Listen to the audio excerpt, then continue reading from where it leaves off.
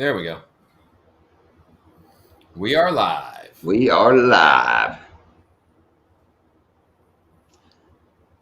And it's just you and I. Yes, it's us just chilling. Hey, give me that. But then you go back and watch it again, and then you get to see this part. You know, like that one week, we're just like talking crap. I forgot it's recording it. Yeah. I'm surprised Reef Robber's not here. Yeah, he's but and that's crazy because he's all the way up in Portland, right? Yeah, somewhere in Oregon.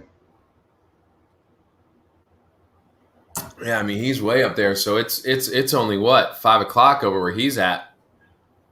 Yeah, because he's getting off of work when we go live. That's what's crazy. Mm-hmm. And the other night, he was hunting on that live. I was on some live, and he was actually nutria hunting while we were on there. Yeah, those nutria that he hunts are that's pretty cool. Yeah, those. Remind me to tell you a nutria story when I grew up, how they did them out there in Virginia Beach. Uh-huh. Oh, crazy. I mean, stack them in the boat, just go out and just bring back 30. Just craziness. And do people eat them? And never do what? And people eat them, right? Well, they wasn't eating them. You could sell them for furs back then. They wasn't worth very much, but to my teenage brother, you know, they were gold, son. Never fire a gun, never set a trap, nothing, and go out and bring like 30 home. Wow. Yeah, remind me at another time to go into that in more detail.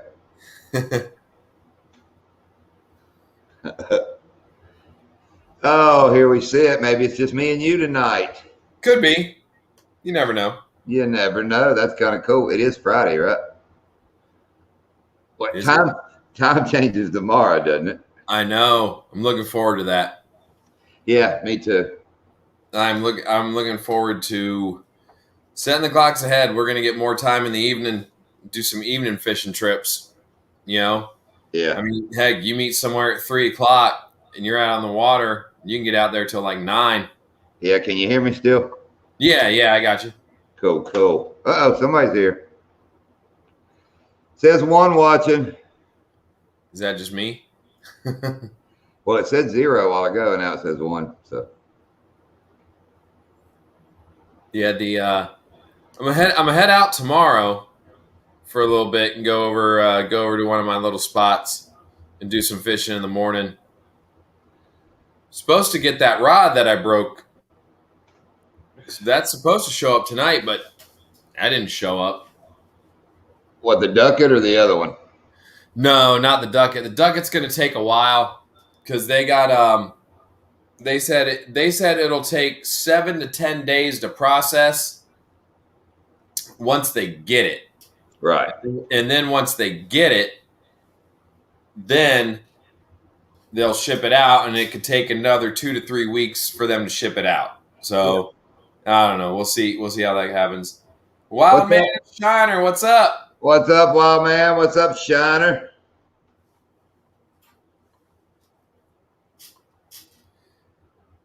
So yeah, I was looking at the tracking on it, and it said it was going to be here tonight, but it ain't here yet. So thank you, FedEx. Yeah, there you go, Wild Man or Shiner, either one. Jump in here. Feel free. We'll make room. Doc's been on a diet. There's room for somebody else to squeeze in. Yeah, there we go. Yeah, $3.99. There's got to be one more sucker out there somewhere. I'm stuck at 271, man. I don't know. It's just been kind of stagnant there. Oh, that's where I was at like 266 or something forever. Then I had a little burst. Then they went down. Then I got this other little burst, and it's just hung here. Yeah, it's all right. Like I said, Hiram was tickled. Think about it. Hiram came down here, fished 3 days, left my house Thursday morning, went around Florida a little bit, flew home to Virginia, stopped to eat dinner with friends, and showed the video to his friends while he was eating dinner. Before before he ever got back to the house. Nice. Now that video turned out real good. Like I said, Hiram, that's the way he turkey hunts. That's the way he deer hunts. I mean, it's and owns. He has a farm, dude, that is beautiful. A big cabin. I mean, all the looky here, looky here. Wild man. Wild man 307. What's up, buddy? Not much. How's everyone tonight? Oh, we're good. How you doing tonight? Doing good. Good. Yep. Cool. Is that Pops behind you? Yeah, I'm here to make sure we don't break any YouTube or StreamYard rules. Yes, sir. I compliment you all the time, sir. Great job with your son. Great job. Absolutely. Yep. Thank you, guys. Like I said, if I could get some stock in Wild Man right now, I would take me a bunch of it because he's going somewhere. Hey, Absolutely. that kind of guy. Cranking and Yankin's in the house. He says, "Hey, wild man." What's up, cranking and yanking? Those are some funny fellas too. Oh yeah. So what you been doing Louisiana today? boys. Yeah, what you been doing today, Wild Man? What was your day like today? It's been pretty good. We went to go get a written driver's test for my sister, and she got through. Yeah, Nice. Congratulations. I'm sure Daddy's happy about that. He is. Yeah, he's just thrilled. I have two daughters too. I know I know exactly how you feel today. Me too, but mine aren't there yet. I got 8 and 3, and I'm dreading those days. Yeah, don't rush it. That's for sure. No, absolutely not. See, Shiner guy, he told you stay off the sidewalks. Your sister's driving. Yeah, I don't know if I'd rather be in the car or at home. Home. Yep. Home. No, safer in the car because she could hit anything else. I would stay behind the driver. That'd be the safest spot. You know, isn't that what they say about a deer in the road? If you actually try to aim for it, you'll miss it because, you know, if you do your best to try to hit it, it's going to go somewhere else. Mhm. But if you go somewhere else, that's where he'll go. Mhm. Mm-hmm. So you been out doing any hunting or any fishing, wild man? Not lately. It's been a tight schedule, and the weather hasn't been too great. Now, are you guys on spring break right now, or did that already happen for you guys? Not yet. Not yet. No. So you guys are a little later than we are. I teach, and we just started spring break. Like today was our last day, so we're off all next week. So when do you guys start your spring break? I'm not sure. Hopefully it comes soon though. Yes, tomorrow. Start tomorrow, Wild Man. I couldn't wait for ours to come, so I know how you feel. Boxy says, hello, Wild Man. Everybody's happy to see you tonight. Hey, Good evening, Boxy. So, Wild Man, when you going to talk your daddy into bringing you way down here south to go fishing? Well, that depends. Hopefully soon. I'd really like to go down there and catch some bass with you. Yeah, well, I would like to see you get on some. One of those peacocks, we would have to hold you in the boat the way they pull. No, I think he'd be all right. Yeah, he'd dig his feet in. I'm sure he would. Yeah, go ahead. Only thing I worry about is keeping him in the boat with all those iguanas crawling around. You know, you'd look back and he'd be out of the boat. Yeah, so I watch a lot. I watch this Catch 'em All. It's a YouTube channel, and he shot iguanas, and I like to watch him. I want to do that too. It looks like fun. I'm not sure if you watch Tim Wells, but watch his videos, and they blowgun iguanas in Florida. I've seen that, and it looks really fun. Yeah, Tim Wells is my hero. I hope he's your hero as well. Coastal, do you know we're talking about Tim Wells? Yeah, with the yep. Yeah, he dove hunts with a bow and the blowgun. Yeah, the the iguanas, it's funny, like where I don't know if you've been watching Wild Man or anybody else, where we've been going fishing, they're starting to get so thick up in here as far as like they're coming north because they Right. started real far down south. They really started out down in the Keys, and then they moved into Miami, Dade, Broward County, and now they're starting to really infiltrate into Palm Beach County, and they are just everywhere. And I mean, people around here will hunt them and eat them. They'll hit them with most of the guys that go out here and hunt them, they hit them with pellet guns.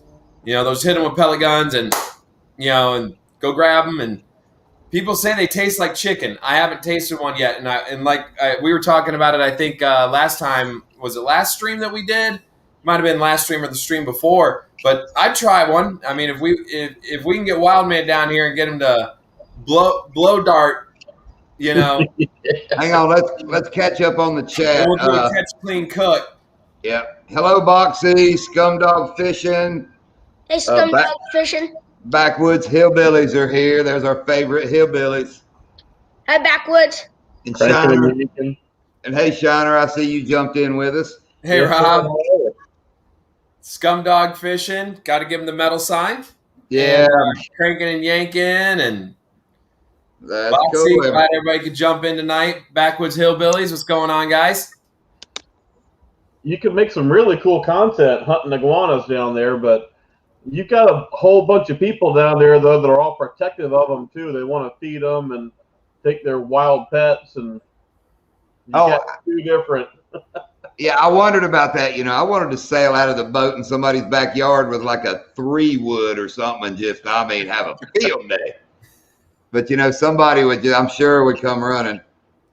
Well, Iguana Man is popular down there, too, and he does snares. He takes a fishing pole and puts a loop in the end of it, and he'll snare and catch them and subdue them. That looks pretty neat. There's plenty of targets down there.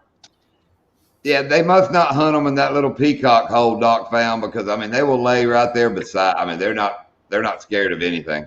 Yeah, that one house that's like right there as we come into that hole. They are littered in that yard. They are thick all over. But you're right, Rob. There are people down here that like want to protect them and everything, but actually down here, they opened it up. They basically said hunt them. Yeah, hunt them, get them out of here. They're just hunt them. So it's pretty much open season as long as you're doing it humanely. They ain't got a problem with it. Yeah, iguanas and wild hogs. Yeah. Oh yeah. Hey, Coastal, don't they get pretty big down there? Yes, they do. Yeah.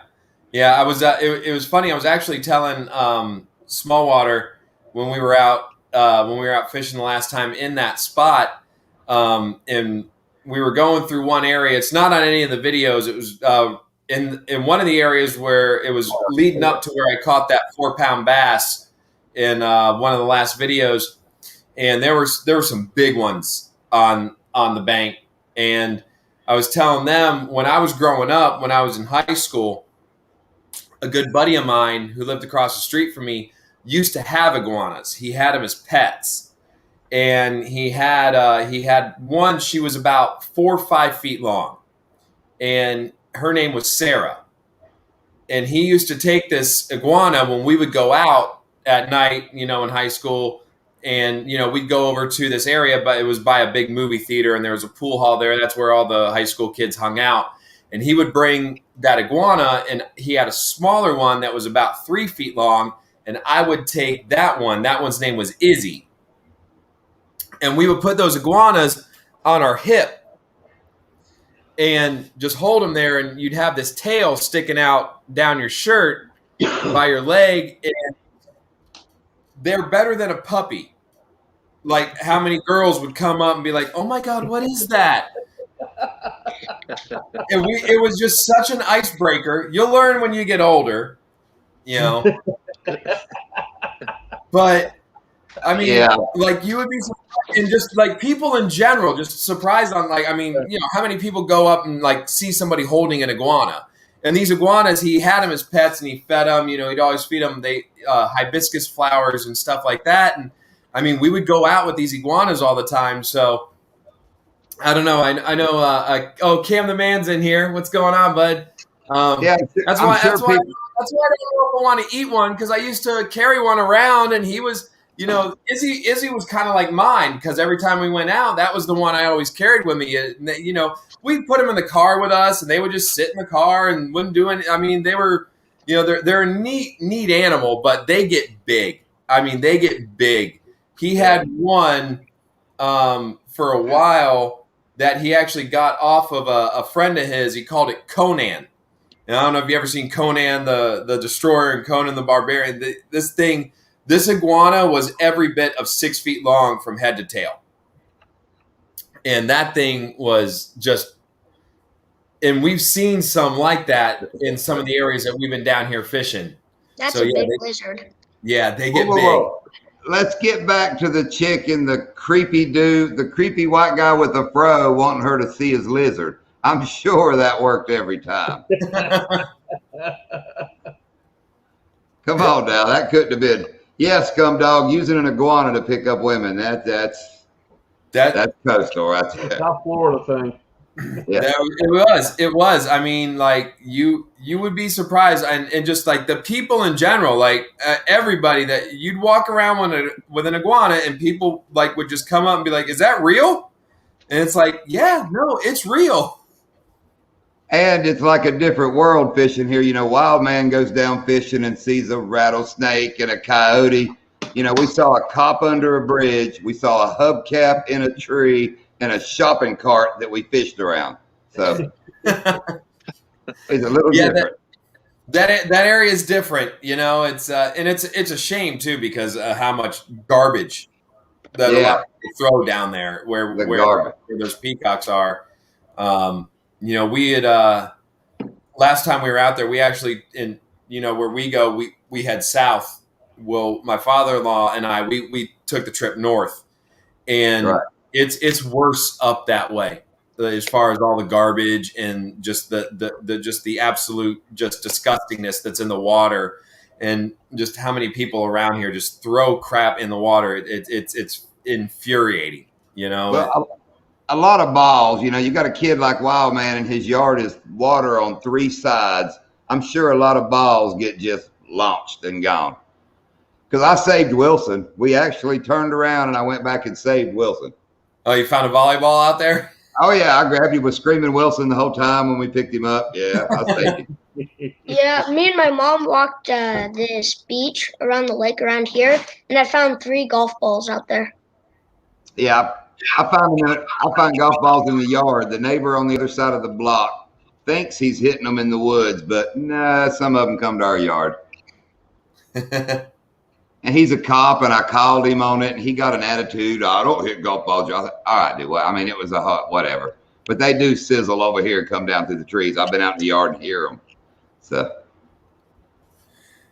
yes, Scum Dog Wilson. I'm not near a golf course, so I don't have to deal with that. Now, Wild Man, were you hitting golf balls, or did you just find them? I just find them. Yeah. Coolest thing I found like that was when we lived in North Carolina. We were deer hunting, so we had to park our trucks and hike like 6 miles up these mountains over rocks and cliffs. And you think you're in the middle of nowhere. I look down and there's about 4 Frisbees I can see from my deer stand. And I'm like, why are there Frisbees? Got looking on the map, and, you know, like a mile above me is a Blue Ridge Parkway overlook. And I guess people sell Frisbees off the top of the mountain. And where I was deer hunting is where they land at. I mean, they just... But yeah, it's weird to be in the middle of nowhere and there's Frisbees everywhere. So, Wild Man, are you got anything planned for this weekend to go hunting or fishing or trapping or doing anything?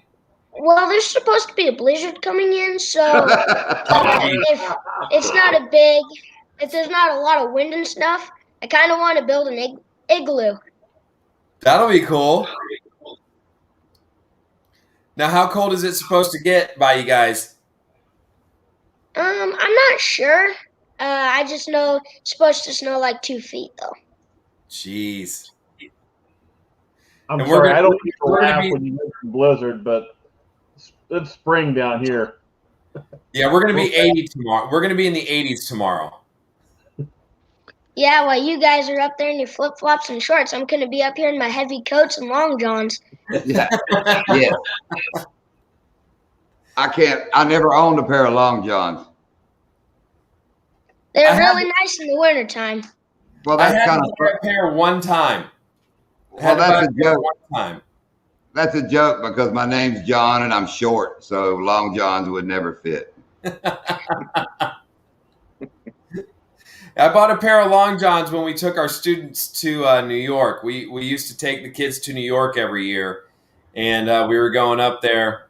And I mean, I'm a Florida boy. I don't have any warm clothes. I think the thickest jacket I have is a windbreaker. And we were going to New York, and they were calling for it to be pretty cold. Turns out when we got up there, New York City down in Manhattan where we were staying had the second largest snowstorm in city history. It was 27 inches of snow in less than 24 hours. And so that's when I bought my first pair of long johns. And you're right, they are a lifesaver when it's that cold.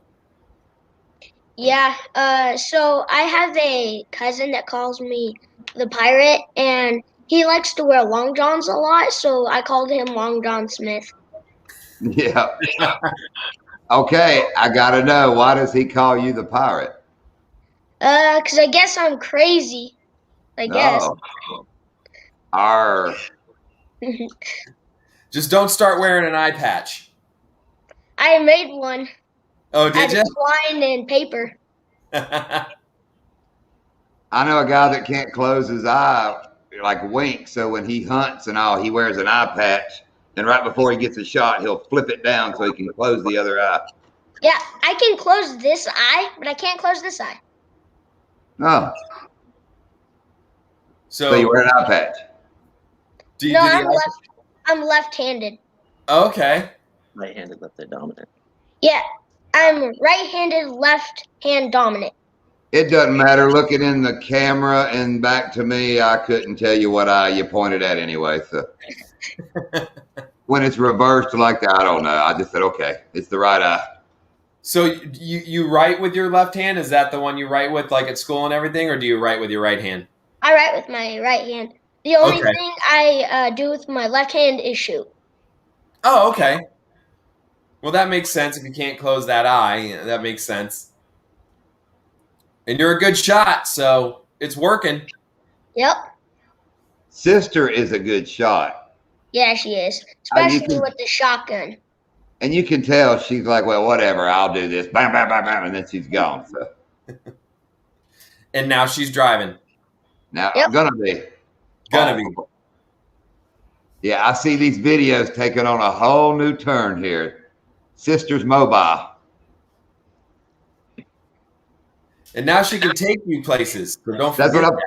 That's what I'm talking about, taking him. Come on, sis. Take me here.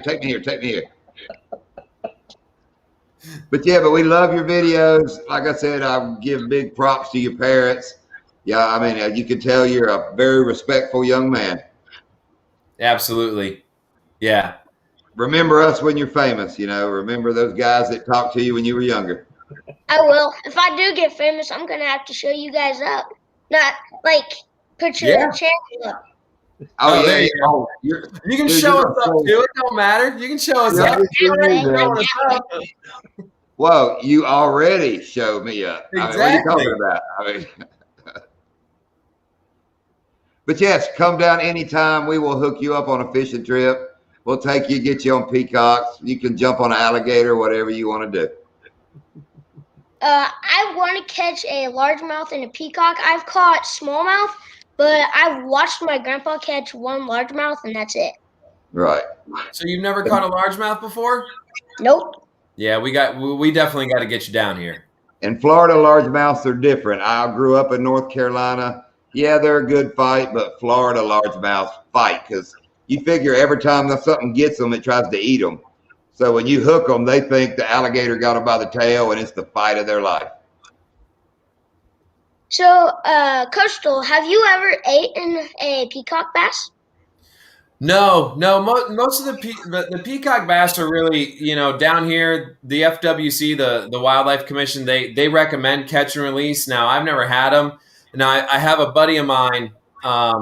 He has a channel on YouTube, Deer Meat for Dinner, and he's done a video where he's actually caught one and cleaned it, and it's very, very, very yellow meat. And when he actually cleaned it, it really wasn't good. He didn't like it.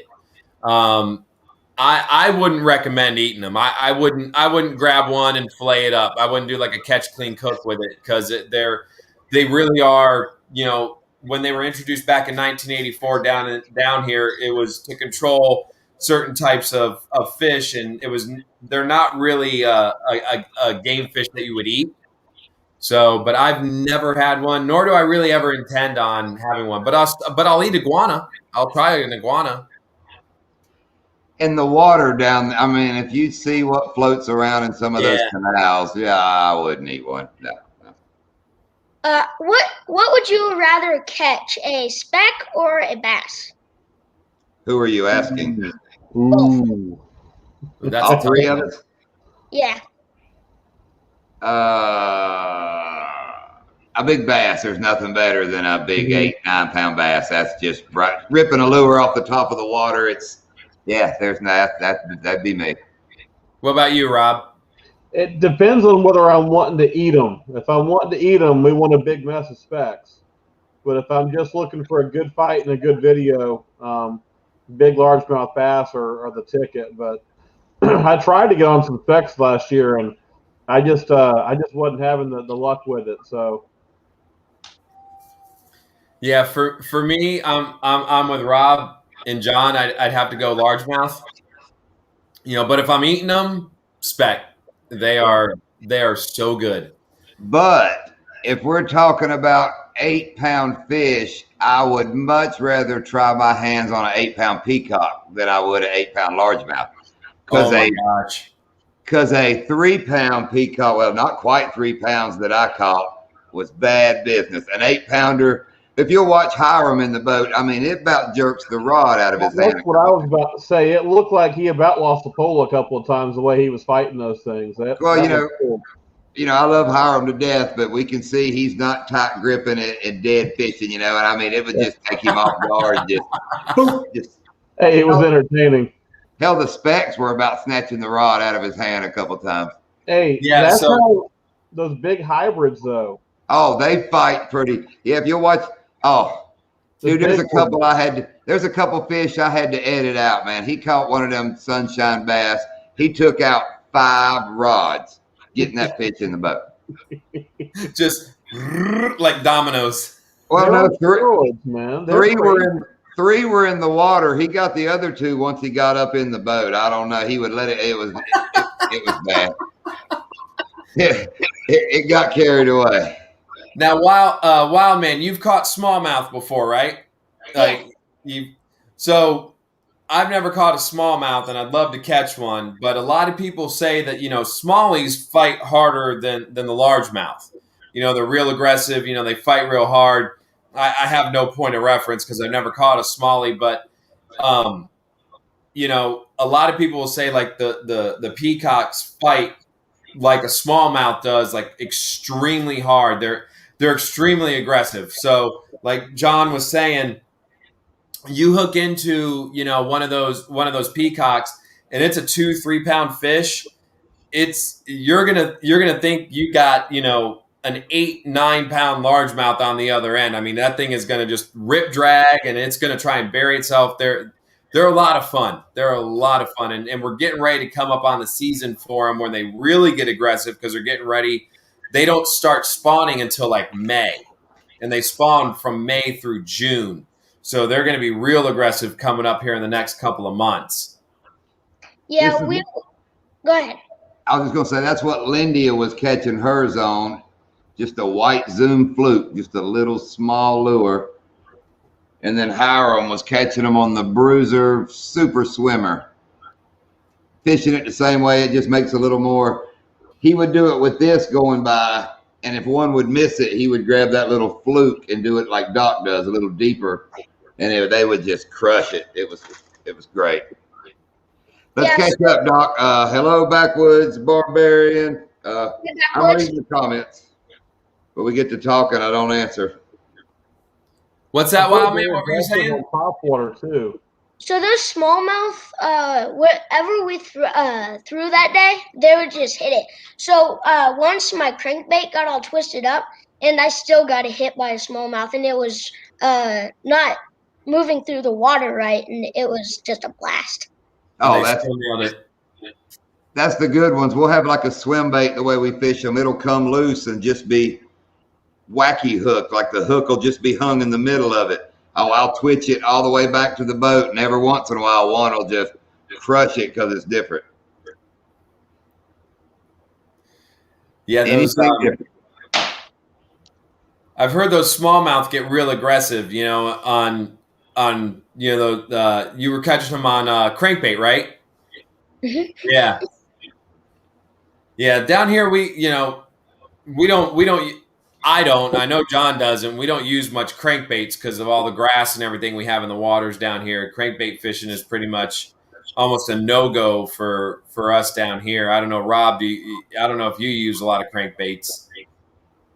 Yeah, I use some, but there's so much vegetation that I don't use as much as I use them sometimes. I do like them. They get a good wobble to them and can get a good follow, but it's not one of my go-tos. I'll use a lipless before I'll use a crankbait most of the time. Yeah, and see, I'm the same way. The lipless crankbaits, like a rattle trap or something like that, is what I'll throw, you know, if I'm doing that kind of fishing. So I also like the crankbaits because if you're not catching anything all day, if you just keep on throwing it and reeling it back in, it at least gives you something to do. Yeah, that's true. Well, that's fishing. Makes you feel like you're doing something. No matter what you're throwing, Wild Man. I mean, you're throwing it all day. That's why I do a swim bait. I throw it from daylight till dark. Something will happen. Throw it enough, they will come. That's true. And if anybody's wondering, Lindy is in the house. We got the daughter's boyfriend's daughter here. She's 6-ish.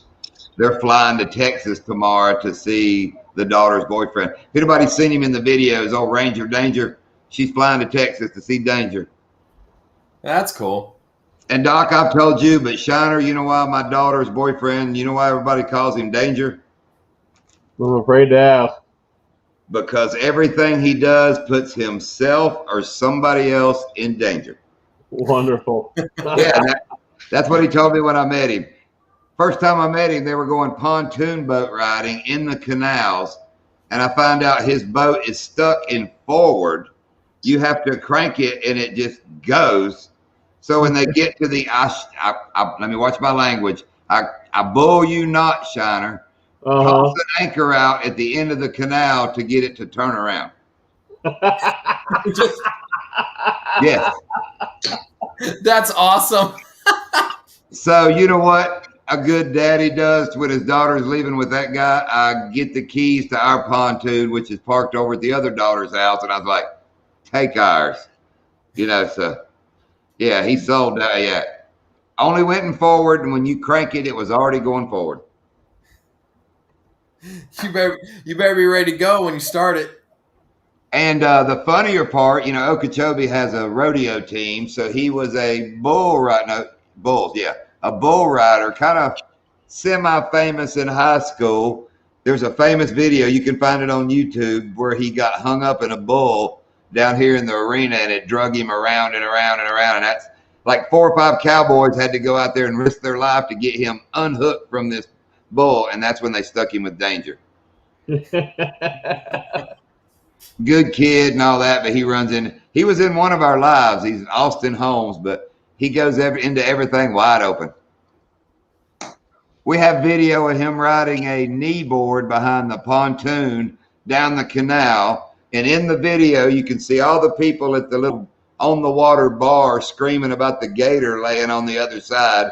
Old Danger just riding that knee board, waving at him. Hey. He's a local boy. Gators don't scare. He's like He's like Wild Man, but with no sense. You know, he's done everything, stomped through every mud hole, caught snakes, but he does it a whole different perspective. Like, okay. Yeah, could you imagine, Wild Man, if you grew up down here in Florida? You'd have like no fear of gators or nothing. He's not scared of Wild Man would ski on gators. Like that's if Wild Man grew up in Florida, I could see Wild Man. He'd be like, Dad, just go grab the 2 4-footers and I'll ski on them right now. I'd be like Amos Moses. There you go. You have to catch gators one-handed because you lost the other one from the elbow down. I know what you're talking about. Like, yeah, that's what I got to play. If you look at our playlist, we have it's crazy how many good songs have Okeechobee in them. You know, I mean, there's so many famous songs have, what is it? It's one of the Swamp Witch songs, but it's a little town outside of Okeechobee. It's the very beginning of it. that's because Okeechobee's awesome. Oh, Lindy is watching on her phone. She just spoke in the chat. She's in the other room watching. Oh, there's Miss Lindia. Yep. Hey, Lindia. She's in there with Avery, which Doc has a little girl named Avery, so there's a lot of Averys. Yep. Yeah, our youngest one, her name's Avery. But now we have other critters, Doc. You know, here in my yard, I lived in North Carolina, deer hunted my whole life. I've seen more bobcats in my yard here. I've seen 5 bobcats. We got Florida panthers, coyotes, chupacabra back there killing the neighbors' animals. The chupacabra, yeah. Well, we call him chupacabra. Every time my neighbor, one of his animals dies, I tell him it's the chupacabra got it. Yeah. So one of the times we skinned a coyote, I told my dad we should put it on the road, and then when people it's frozen in that form, so it can stand up, and then when people drive by, it'll be like, it's the chupacabra. That's how you say it. And I bet your dad said no. Yeah, it's supposed to be chupacabra, but my neighbor is Jewish, so we call it the chupacabra when he's back there at his house. And then I found out, we laughed about it, and I looked up, and there was a whole South Park edition of the chupacabra. Mm-hmm. So I was like, well, it's true. That's what I thought, but then I remembered about your neighbor, but. Yeah, he's hilarious. He has some of the best Jewish jokes. I mean, he cracks me up. I said something out front, and he stopped and said, and frankly, I think that's not funny, and drove off, and I had to think on it. I went, oh, Anne Frank. Oh, that was a good one. I don't know, Wild Man. Have you had to read Anne Frank in school yet? The Anne Frank diary yet? Have you had to read that one? I don't think so.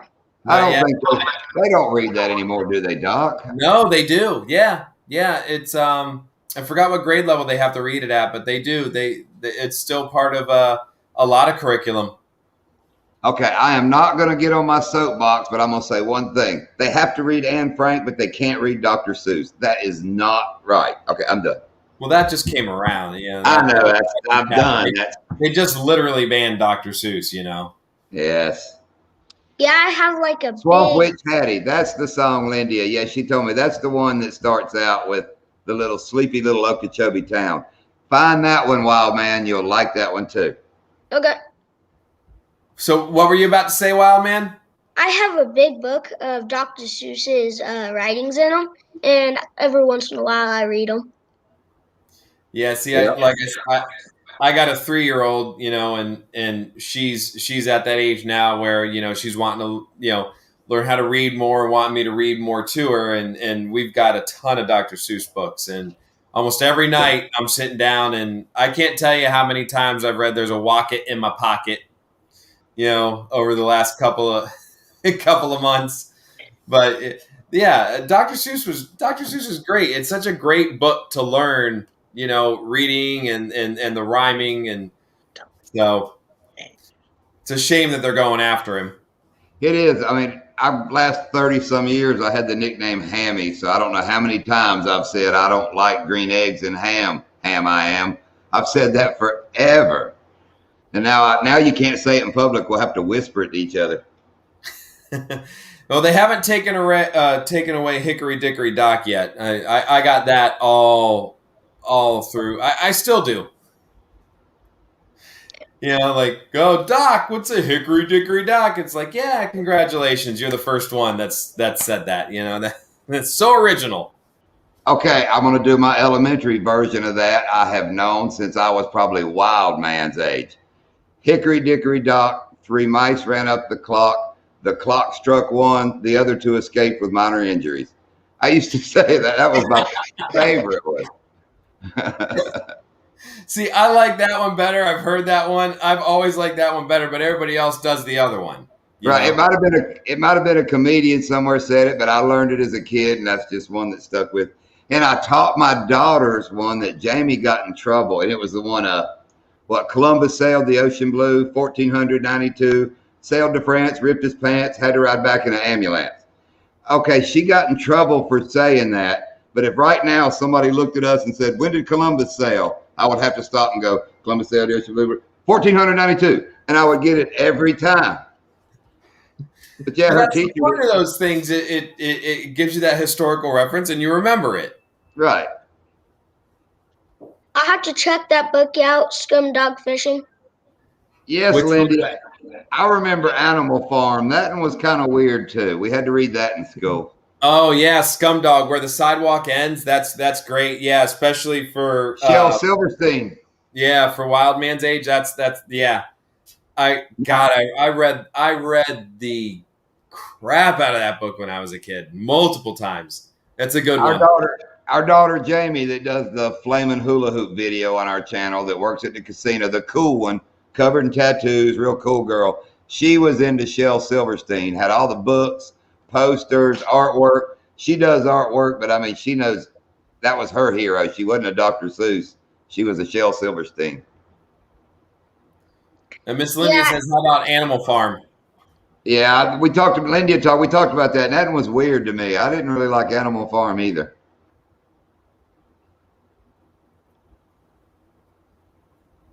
Yeah, same here, Scum Dog. Yeah. The where the sidewalk ends is awesome. What was that? His new movie, the Big Giant, BFG something. That was based on Shel Silverstein, one of his books. The Big Friendly Giant. The Big Friendly Giant. Is that what it was called? Yeah, because that was like the second book after Where the Sidewalk Ends. I think it went into Big Friendly Giant something. Backwoods Hillbilly said they'll take G.I. Joe's guns away next. Okay, that was my childhood. My dad was in the Navy. I grew up a Navy brat. I had, growing up in the 70s, I had the G.I. Joes that were big, had the fuzzy hair. I had everything for G.I. Joe. My dad was in the military. I had all that stuff. See, I had the smaller G.I. Joes. Yeah, they were lame. Tell me, Wild Man, they were lame. Yeah, like Wild Man, like what kind of toys did you have like when you were even younger than you are right now? Like do kids even play with toys anymore? Yeah, I play with a couple. I like to play with my Nerf guns. Okay. I like to put up targets and shoot them. Okay, I still play with Nerf guns. That doesn't count. We're talking about what do you play with? Yeah, I mean, kids. Okay. When you were a kid, what did you play with? Legos. Legos? You look like, Jamie was into Legos. Watch him, Dad. He's a lot like my youngest. Keep your eye on him. Isn't it crazy how like all the same toys, that we all kind of grew up, utilizing and playing with, they still Legos and things like that. They're still around. Mm-hmm. Okay, what gets me is I'm old enough. Nerf guns, like you said, Nerf guns are kind of out of the equation because no matter how old you get, if somebody brings you a Nerf gun, I don't care if you're 74, 97. If somebody brings you a Nerf gun, you're playing with the Nerf gun. You're shooting somebody with the Nerf gun. Yeah, every year I get a Nerf gun. My dad gets to try it on me first before I get to play with it. Oh, of course. And I don't know Well, if he's yeah. still. I don't know if he's still in here, but Backwoods Barbarian made that one fishing. Remember, he launched the bobber out there with the Nerf gun. Mm-hmm. Yes. Yeah, I remember that video. Cranking yanking. I had Lincoln Logs. Yes, sir. I had Lincoln. me I built too. all kinds of stuff with Lincoln Logs. I did too. My dad rolled like into the floor a couple times stepping on Lincoln Logs. And he was the daddy that if he hit the floor, everybody gonna hit the floor. Now, wow, man, has your dad ever stepped on your Legos? I think so. And once, if I don't pick them up and someone steps on them, they get mad at me. Yeah. Because see, just about what was it, about 3 weeks ago, my girls were playing with their Legos, and I stepped on one, and the mark is still in the middle of my foot from the Lego that I stepped on. Yeah, They hurt. So when I was younger, my parents would shut my light off because I don't like the dark, and I'd run back and turn on my light. And a lot of times I had my Legos spread out all over. And I'd step on like 10 of them going back to my bed. Ooh. Yes, Hillbilly. I bet they all had Kung Fu grip. My G.I. Joe had Kung Fu grip. He could hold pistols. Now, wow, man, do you know what the Lincoln Logs are that they're talking about? Have you ever seen those? No. No? Yeah, he just where you build like log cabins, they still make them. It's like sticks of wood. You can build like a log cabin with them. Is it like Legos? No, it's you build it like that, but it's actually like wooden logs and they're notched, and you can do it like building a log house. You stack them up and can build a house or whatever. No, I'm gonna have to go look at those. Yeah. Here, let me see. Hold on. I can probably find them and then share them so you can see what they look like. I think Rob went after his Lincoln Logs. Actually, he got up and said, wait a minute, I'm building a house in the bedroom. Let me go get them. If Rob comes back with Lincoln Logs, I'm going to lose it. I think he is. I've got money on this. What do you think, Wild Man? I think he's bringing back Lincoln Logs. Probably. Okay, if that's not it, he's bringing back his wife. So I got a 50-50 bet. Here, hold on. Let me find. Here we go. There we go. Okay. Hold on. Let me share my screen. He brought his wife back. Oh, he's bringing my mama. Here, Wild Man. Hold on. I'll show you what the Lincoln Logs are. Shiner, that's funny. We said you're either going after your wife or Lincoln Logs. Yeah, I heard. Yeah, I was going to just help her get back to the bedroom, but I heard y'all talk. I thought, well, she'll at least say hi. Hello, Mama Shiner. I see the little kid. Okay, so I'm going to mute and take her out of the room.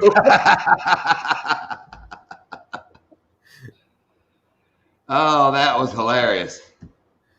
Scumdog says he's starting to feel old. I know. Hey, listen, Scumdog, I feel old every day talking to my students. You guys are babies. Yeah, hold on. Let me see if I can share my screen. Well, okay, here's one. Wild Man, how old do you think I am?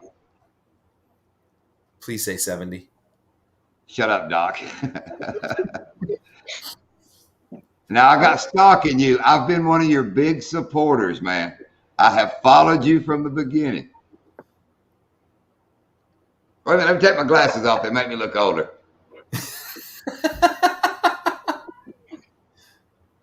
I'd go 65. Holy crap, Wild Man! I'm dropping your channel as soon as we get off of here. Sorry. It's been good knowing you. It's been good knowing you, little man. Good luck with your life, Daddy. Lock that kid in the basement. I'm out of here. No, Wild Man, I'm only 55, dude. Come on, you added 10 years. You're only off by 10 years. And I only weigh 120 pounds. Come on. No, kids are not a good judge of age. I know. I'm just messing with him. Wow, man, how old do you think I am? Don't base it off my guess. You can't since you were off. 39. Thank you. Thank you. See, now I'm gonna create other channels to subscribe to his channel. I know you're going to start 3 new channels just so you can subscribe to him now. Yeah, I'm 42. Yeah, my students do that all the time. My students will be like, "Oh, you're like in your 30s." I was like, "Thank y'all. Thank you. Everybody's got an A." Yes, cranking and yanking, you are in your prime right now. We're all in our prime. I don't care how old you are. Out here doing what we love, fishing, hunting, trapping. Everybody's in their prime. I put on a T-shirt the other day that it was from this truck event I went to, and it was from '92. I was like, whoa, this T-shirt is like 30 years old. Hi, cranking and yanking. Hello, all. Glad you joined me. Yay, hi. So glad you joined us, Wild Man. Hey, Shiner. Hi, Rob. Hey, how are you? Thanks for having me. Yeah, that Bruce Springsteen song, Glory Days, is a lot more to me now than it did 30 years ago, you know? Yeah. Oh, what are you talking about, Shiner? I hadn't hit my glory days yet. Me and Lindy we're rolling towards them. I have a question for you guys. So, how often do you guys fish in the ocean? Not much. In the ocean? Not a lot. The salt water is not good for our engine, so we don't go a whole lot. Yeah, it's rough on the equipment, but no, I mean, I'd like to, but our boat won't go. We don't go deep, no. Nah. We do intercoastal. We do like redfish, snook. Like we stay shallower waters, maybe. Which is salt water, but yeah, not really in the ocean. I don't have an ocean boat yet. Yeah, I've been offshore a couple of times, but it's usually when somebody else invites me. I mean, I'm in Orlando. I can be over to Port Canaveral or whatever in an hour 15 or something like that. But I don't put my boat in salt water either. So that's why I'm thinking about getting a kayak so I can do some inshore chasing some reds and some trout and black drum, stuff like that. It's still rough.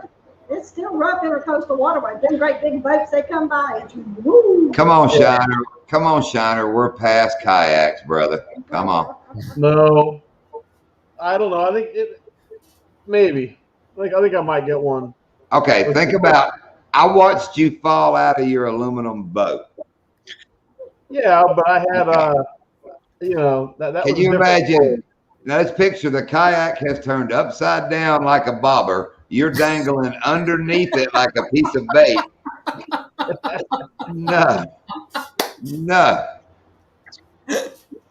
We can pull a Hiram. I'll be there like, what's that yellow thing going under the water? Oh, it's Rob. That's Rob's kayak. No, wow, man. It's been a little while since I've been out in the ocean. Actually, where I'm at, I'm actually closer to a lot of really good saltwater fishing. I just haven't been out in a while because I got the bass boat, and I don't know, maybe with the stimulus money, get like an open fisherman little center console and start doing some saltwater fishing. But the last time I was out like deep sea fishing out in the ocean was probably about I would say probably about a year ago when my cousin came down from Georgia and I took him out. We chartered one of the charter boats out of Riviera Beach Marina here, and we had a good day. We caught some mutton and some yellowtail, and but like deep sea fishing don't really go very often. It's mostly if we do go saltwater fishing, we'll do the snook and the redfish and the trout in the backwaters, the flats and stuff like that. I basically kind of equate that to like bass fishing in saltwater. That's really what it is when you're doing redfish and snook fishing. It's like bass fishing in saltwater. Yeah, I'd like to go out and catch a tuna, but I don't think I have enough lead in my pencil to catch one. That is the comment of the night. Okay. Right there. Okay. All right, Wild Man wins comment of the night. I don't care what anybody puts in the chat. That wins. Okay, I'm going to try to one up him. No, Lindia has 0 lead and no pencil, and she can do it. So you can do it, Wild Man. Trina's pretty big. You talking about Wild Man? You talking about like those tuna that they catch on Wicked Tuna, that show on National Geographic? Yeah, really big.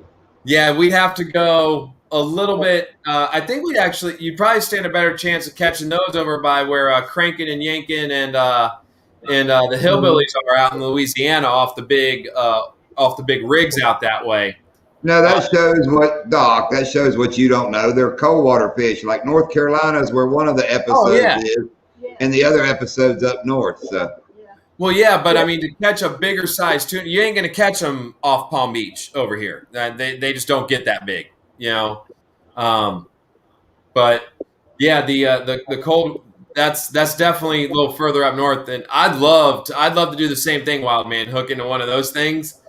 That's got to be something.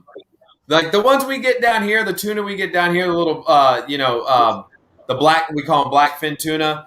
They'll get about that big, and they're little footballs, and they put up a heck of a fight. They really do. I mean, those things cut through the water, and you're hanging on. So I can just imagine what one that they catch is like 800 pounds. That's got to be insane. The biggest fish I caught was a shark, and it was about 4 or 5 foot. Yeah. Hang on, let me catch up here. Cranking and yanking. You're talking about the little water moccasin Piro. Do y'all have Ginus there? The Ginus are real popular here in Florida. Mm-hmm. They're set up the same way, little trolling motors, little trailer, live wells. Mm-hmm. But it's a little shallow water boat, probably about what you're talking about. And notice how I'm smart enough, I said Piro, where it looks like pierogi, but I'm pretty sure you say it Piro. Well, I love pierogies.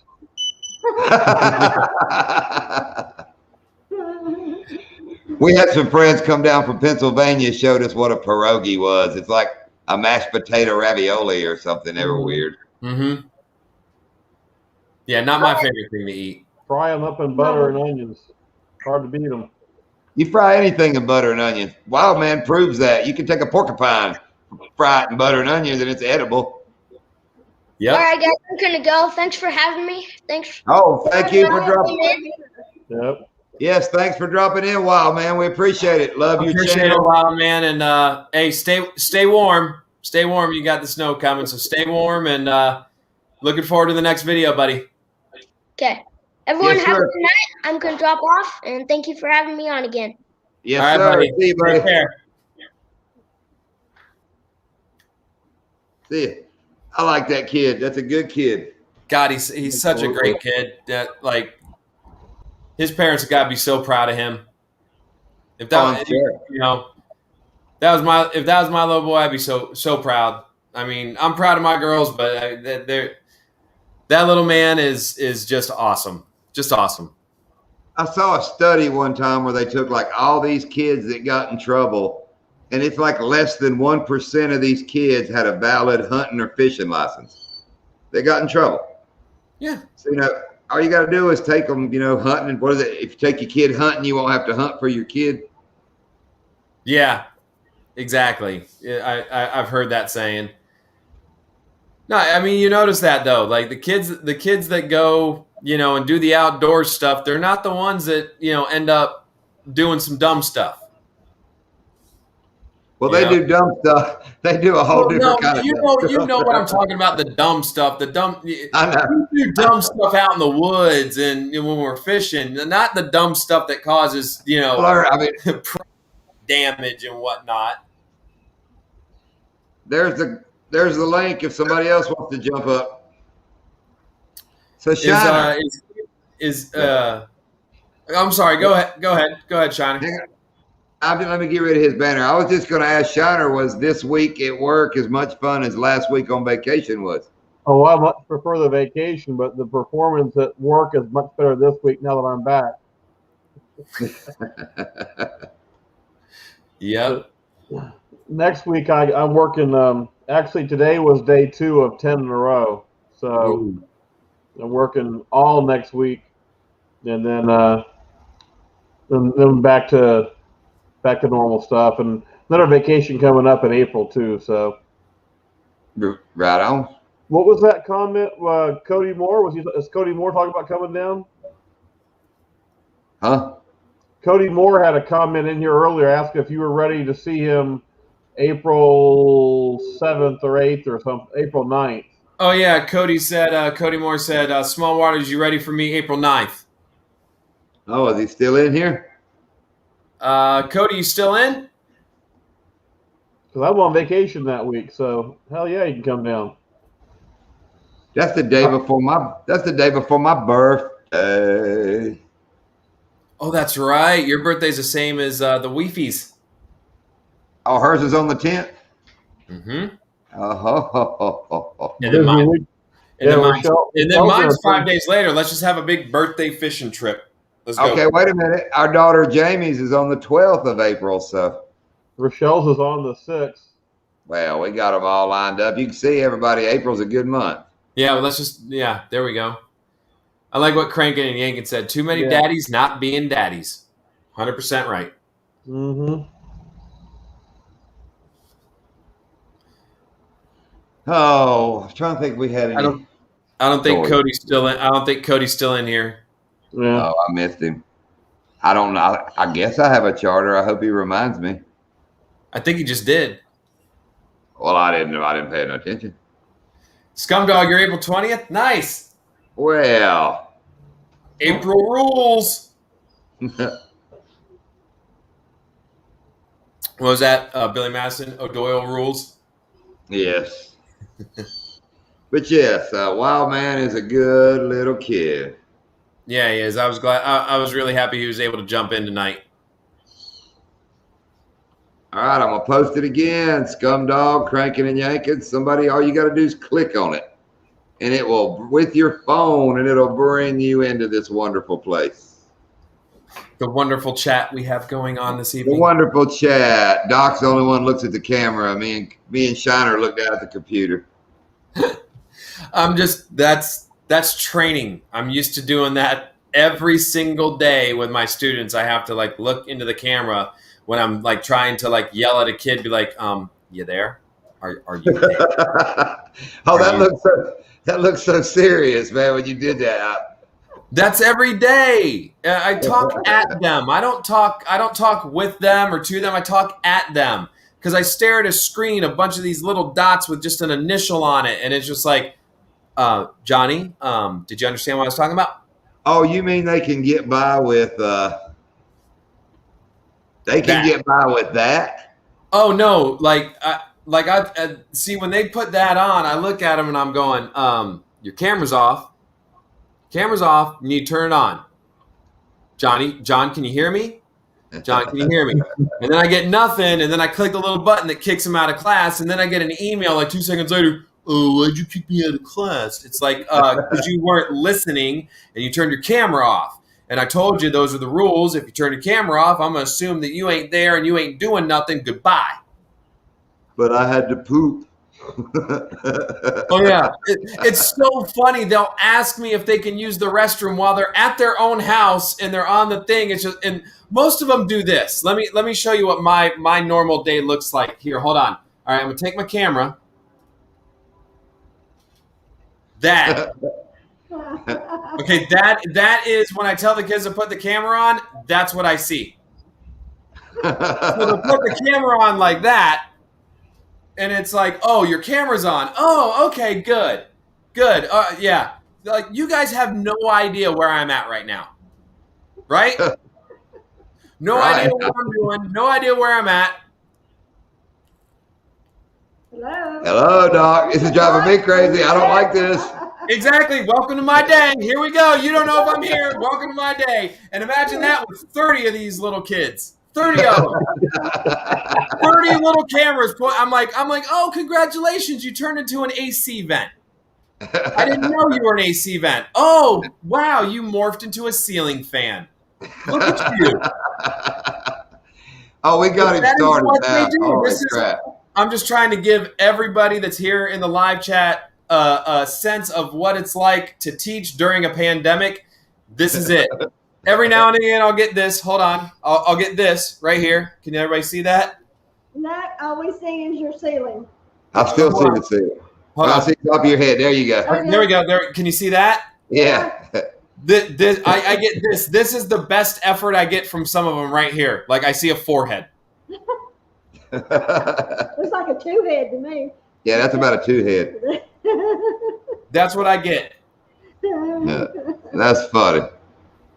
And then it's like, I mean, come on, you know, like I'm not asking for much. Just turn the camera on and like point it down to where I can see you, and then they'll sit here and they'll do this, and they're like, and it's like, okay, I'd rather you turn it off now. You're leaving the funniest part out. And what do you teach, Doc? Television and film production. Oh, cranking and yanking, putting some groceries down his neck. Paid him off and could eat his weight in groceries. Nice. That's Amos Moses could eat his weight in groceries. Cam, I teach freshmen through seniors. So our program, the way it works is I get them when they come into the school. And it's a 4-year program, and they take 6 classes throughout the 4 years. So I teach them television and film production, you know, focusing on broadcasting and filming and editing. So that's cool. I'll say if you do. Yep, this is night, Boxy. All right, Boxy. Good night. Hey, Good Cam. night, Boxy. Good night, Boxy. I'll see you Sunday night. If you're gonna do one, I'll definitely be there. You got to get to bed early Sunday You got to night. get to bed early Sunday night. But I can still attend Boxy's live. Oh yeah. Hey, let's do that. Let's find one of the Three Forks videos and show the beginning of it because I want to show you where we're going Monday. All right, and then Linda's taking over. And then Cam's still in. John, Cam's still in here. I'd like to get Cam to come on because, guys, if you don't have Cam the Man Fishing, Cam is like so close to 200. He's like right on the doorstep. If you haven't picked up Cam yet, definitely pick Cam up. But Cam, if you want to jump in tonight, if you can, we'd love to have you jump in so you can tell us a little bit more about your channel. But if you're not ready, we'll definitely do it next week and have you jump in. But I'll find the Three Forks video. But let us know, Cam, if you're ready to go. John just threw the link in there in the chat. So give me a second, John. Let me find the Three Forks. Olivia won 6-0. Yeah. I love how she says, "Ha yeah." Thanks, Rob. You're welcome. Do any of your kids ever come on with you and watch you with your lives or see your videos or say anything? They pop in a little here and there sometimes. Not your kids, his school kids. Sorry, Rob. John, is it the one that says Three Forks Conservation Area, hashtag Palm Bay, hashtag Three Forks? Is that the one? That would probably be one of them, yeah. One, I think we did like 2. We did there's 2 or 3, but that ought to work. It ought to show the intro where I'm going down that canal. All right, let me share the screen here. And Brim Bass and Beyond, what's going on, buddy? Do I have to bring it up? I think I do. Hello, Brim Bass and Beyond. Alabama in the house. Alabama. Swamp Stalker did a video bow fishing for tilapia at Three Forks, walking the bank of that canal. Wow, that's cool. You ought to go back to Greenbow, Alabama, where you belong. Can you guys see my screen? I'm working on it. I think that's also one of the places where he fell out of the boat. Yeah, there we it's up there now, Doc, I believe. All right. Everybody see that? It says Small Water Charters, Okeechobee, Florida. Yep. Make it bigger, though. There you go. You got it. And we see you still, Doc, just so you know. Look at that guy. Look at that guy. That's a good-looking dude. Who's that cat? I bet he can catch more fish than that woman. Probably not. No. No. I've seen this video. I won't spoil it. What'd he say? He said he's seen the video. He won't spoil it.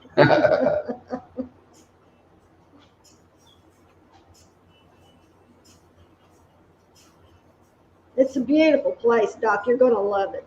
First, you're last. If you ain't first, you're last. Yeah. That's a beautiful place. Sun coming up in South Florida.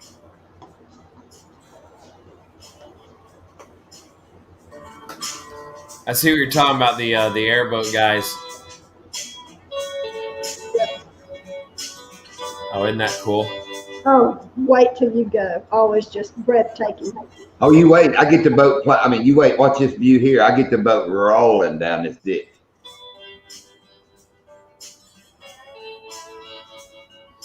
You know what that kind of reminds me of? Kind of reminds me of a little bit of the 20 Mile Bend. The 20 Mile Bend looks just like that without the trees. Right. Watch this. It gets more closed in. I mean, we're in the big canal. We're in the big canal now.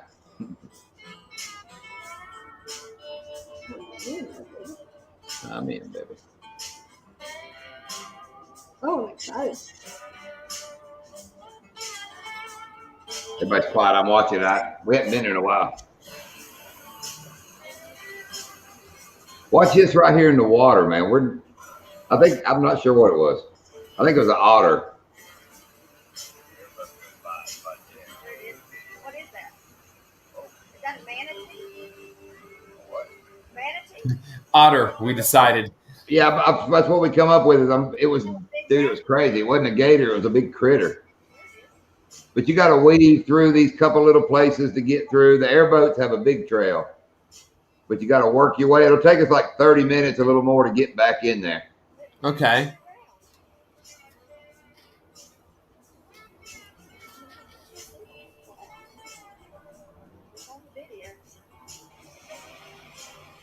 There's one way we can go through the trees, but I have to like lower the power poles to get under some of them and raise them back up, and I've got to work a little more. So I'm actually in the airboat trail there. You have to come back over here to the airboat trail.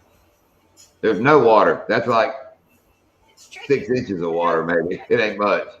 What, you got about a foot there, maybe? Maybe, dude, maybe. If I had a little more kahunas and went down it a few times, I'd keep it on a plane and just roll through there. Well, then we definitely ain't getting on no. We're gonna have to go slow. I weigh almost 200 pounds. You know that. Now look, once we broke out into this on the other side, it's just giant lilies as far as you can see. Wow. I'm anxious to see what it looks like now. Yeah, and we cut a bunch of that ride out. There's a bunch more going through that trail and all. This is like the first lake. We just crossed it to get. We're heading back towards Donkeyland is what we're doing. We're headed south, kind of southwest, back towards Donkeyland. Well, we've never been there this time of year. So they kind of back up to each other then. Yeah, like on that upper end, it kind of filters across there. We actually, we launch over above headwaters and cut that angle straight down towards Donkeyland. They called this back here the Santori Flats, is what the airboaters used to call it. It used to be an airboat only honey hole. See, we're still going. We're still getting in the back of that place. Our good friend Bo showed us this place. First years we were going, it was like one of the first or second year they opened it. And you'd be back here fishing and some guys in airboats would come by and just stop and look at you like, how'd you get here? I mean, what are you doing back here? Whoa, that's wild. The rocket. Yeah, watch this. Oh, the rocket. That was the rocket. Yep. That was so crazy, dude. We started fishing and it was like a whoop, whoop, whoop, whoop, whoop, whoop, whoop, whoop, whoop. It was weird. You want me to do that again? It was like whoop, whoop, whoop, whoop, whoop, whoop, whoop, whoop. You can fast forward it till we get back here fishing.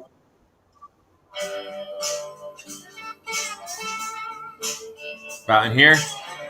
Yeah, just drop in there somewhere.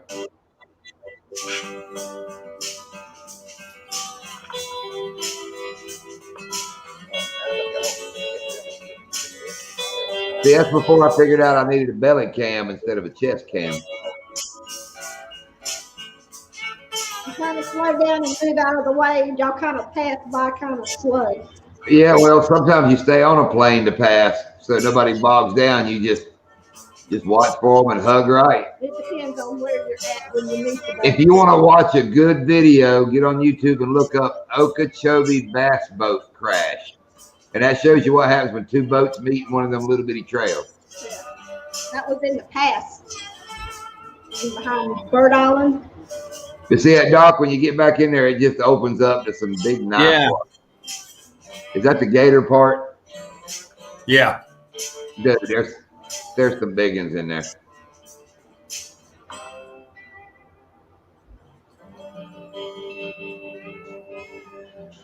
That's all you got to show. I mean, we can go. Love how he's chasing it. Love how the gators always end up chasing those top waters. Oh, they do, man. And like I said, back in there, they don't see a lot of fishermen. I mean, you won't see but a few boats way back in there. Right. You can't do that. Copyright. Yeah, but it's copyright thing. Oh, I see what you're saying. What happens if you meet another boat and cranking and yanking? Yeah. Lindy is in here listening to I Married a Woman That Talks Like Jerry Reed. You made me cut it off. I'll listen to it later. I made her cut it off. Cam said it's cool. We were all excited, but wow, man, let's what are we gonna talk about? Let's peacock fishing. Shiner, when do you want Shiner? I know we're getting you excited to catch a peacock. Absolutely. This is what we've been catching them on. This is the Bruiser Bait Super Swimmer. That is a golden shad. And then this one right here. Yeah, I've got a bunch of those. Yeah, the Zoom Fluke White Pearl. But I got some coming from Bruiser Baits. Yes, we just made an order, Doc. I got you a jersey coming and a Bruiser Bait blue decal, the medium size one. It's in blue letters. Nice. But we got their version of their what are they? Their Fluke. Rad shad and something else. But we got the big Bruiser order coming in. I've never caught anything on a fluke until I started using them for trailers on my chatterbaits. Man, after we went peacock fishing the first time with Doc, Lindy went to Donkey Land and just kept using it and, was busting ass, just something different. Yeah. It was hard for me to teach Hiram to fluke it. You know how you fish a fluke? You get it a couple inches under and do that, and he was so mechanical, but Lindy was just burning them. Well, you saw peacock fishing. We were literally rolling out of there. And Lindy's like, let me try a couple casts over by the tree. And you can see we've done past the tree leaving. She rolls off the back of the boat. And I mean, that big one engulfed it. It was fantastic. It was time. Yeah, it was time for it. Yeah, that looks cool. Yeah, but she more used them on bass. Drag them across the grass. And when they just start dropping, she'd give it that little toot, toot, and they just jump it. Yeah. Yeah, the Zoom Fluke, I like soft plastic fishing, and everything that we watched, like the first time that John and Lindy and I went tried to go peacock fishing down on Lake what was it? Lake Ida? Yeah, it was Ida. Yeah. First time we tried to go down there, and we had watched a couple videos on YouTube, and we saw pretty much everybody trying to fishing with, hard jerk baits, and but I like soft plastic. So I was thinking to myself, when we went out and found that peacock spot that we've been fishing lately, I was like, what is a bait that I can throw that's going to imitate that sort of jerk bait thing? I said, my God, a Zoom Fluke. So tied it on, and I mean, they just started crushing it. And we went out there for my father-in-law and I went out there. It was like 2-3 weeks in a row. And every time we went out there, Zoom Fluke, White Pearl, 5-inch, and just slamming it the entire time. I mean, we were catching fish on it. So when they came down, John and Lindia, when they came down, I was like, I got some, but if y'all want to go get some, go grab some Zoom Flukes. That's what we'll throw. And that's what we threw, and that's what we got them on. John got one on the slimmer swimmer. So but I mean, really anything with those peacocks, anything that resembles like a fast moving bait, a minnow shad, and anything bright. So that's why we're throwing the white, because I mean it's almost as bright as you can get. You know, if you got chartreuse, I'm sure they'd nail it too. But I mean, they just anything fast moving and bright, they're going to be on it. And you know, it was the last video that John and Lydia put up. That was really cool because, like, if you've never caught one before and you see Hiram's reaction the first time he hooks that one, like you were talking about it earlier, Rob, like he's like, and that thing almost like comes out of his hand. He's like, my God, it's like a bass on steroids. And it really it is. But yeah, he would throw that super swimmer, and if he caught a couple on it, but if they would hit it a time or two, we were just handing him rods. Lindy would go, take this. And he'd hand me that rod and grab that fluke and go back, and they would just crush it. Bruiser's is called the Big Jerk. And I've got that. Yeah, that's their big fluke, is a big jerk. It's a bigger one. So I'm getting ready to do the jerk. And the belly's a little thicker, so it's going to have a little bigger profile, but work like a fluke. I still have the number 3 out hook. 3 out. Weightless. Yeah, weightless. Yeah. I'm looking forward to trying that. Now, did Mike send you guys that, or did you? That's part of the order that you just did, right? That's part of my order. Plus, he said he's gonna send some of those. I got looked at on those speed worms. Okay. And they have one that has like a crooked tail. I'm not lying. It cuts like my finger there. It's like a knife blade. It must helicopter. It must have some kind of action, I bet. It almost looks like the old banjo minnow. You know how they had the tails cut? Yeah. Kind of real funny. It has a tail like that, so I bet it flips. And I bet that bigger profile. I bet that bigger profile. Fluke with a little bit bigger belly is probably going to be a little bit better because it's going to kind of subsurface a little more, and you can tell when we're out there and we're peacock fishing. That's where they're coming up and nailing it, and they just happen to pop it towards the top. But like, I mean, they're chasing it subsurface. You know, and it's not like we're sight casting to them because we can't see them. Right. You know, I've had a couple people comment on the videos like, hey, are you sight casting to these fish? And the answer is no, we're not sight casting to them. We know the general area where they're at because we pulled them off there before. We know they're in that area, and peacocks tend to be very territorial. If they're in a spot, they're going to be in that spot. They're not going to really kind of migrate off of it. So if they're in there and they're there, so it's just like cast over there and just start moving that bait as fast and quick as you can. And if they're there 9 times out of 10, they're gonna come up and swirl on it. They're that aggressive. Yeah. See you, Scum Dog. Thank you so much for dropping in. Yeah, Metal. Rock on. Metal. I've heard that chrome rattle traps and top water can be really good for them too. Scum Dog, Lindy picked your channel up. She finally got her a YouTube account, so she's been picking everybody up. So everybody's gaining one. Yeah, you're right, Rob. I've heard, rattle traps. Now I've caught peacocks on rattle traps before. I've actually caught one on a chatterbait too. That's cool. But yeah, like they say anything fast moving. They'll say they'll hit even like the saltwater jigs, like the red, they call them the firehawk jigs that a lot of people fish snook for, like the white with that little mylar in them. Yeah, they like right forward. Yeah, they'll say they'll hit those. Now I've never tried to catch one with one of those, but because I mean, my gosh, the last few times we've been out. That Zoom fluke's been killing it. So yeah. And another thing I'm excited about, everything I read, they like hot weather, hot water, hot weather. So man, I'm looking forward to July when all the tourists have left and the water's hot. We're gonna be able to roll through them canals and we'll find them then. We'll find more pockets then. Cranking and yanking. The difference between a fluke and a sluggo is a sluggo has a straight tail. The fluke has a split tail. Doesn't it? Does it? Yeah. Yeah, the sluggo's that straight tail, and then the fluke's got the fork. And some of the flukes will have the fork laying flat like that. Some will have it like this, but the Zoom fluke is this way instead of flat. It's really got some killer action. Yeah. Back to the peacock. You were telling me they were getting ready to start spawning. And, you know, when the bass get ready for spawning, you catch bigger ones, but the bite isn't as hot. So I'm wondering if right now we're catching peacocks in this pre-spawn kind of funk like the bass get into.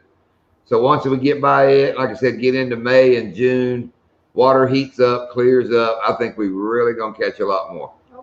Yeah, they are in pre-spawn right now. From everything I've been reading and a lot of the other like the Facebook groups and stuff that I'm a part of, they're, you know, all the guides that take these people out and try and get them on, they're saying, you know, it's pre-spawn right now. It's getting ready to heat up, and, you know, but I mean, they're, you know, some of these guys that are down in Miami-Dade, Broward, you know, they're out there fishing with live shiners and stuff like that, and they're pulling like 30 peacock a day in, and I mean, they're huge down there, you know. Yeah. That's our next adventure. Start looking. We're looking for a place.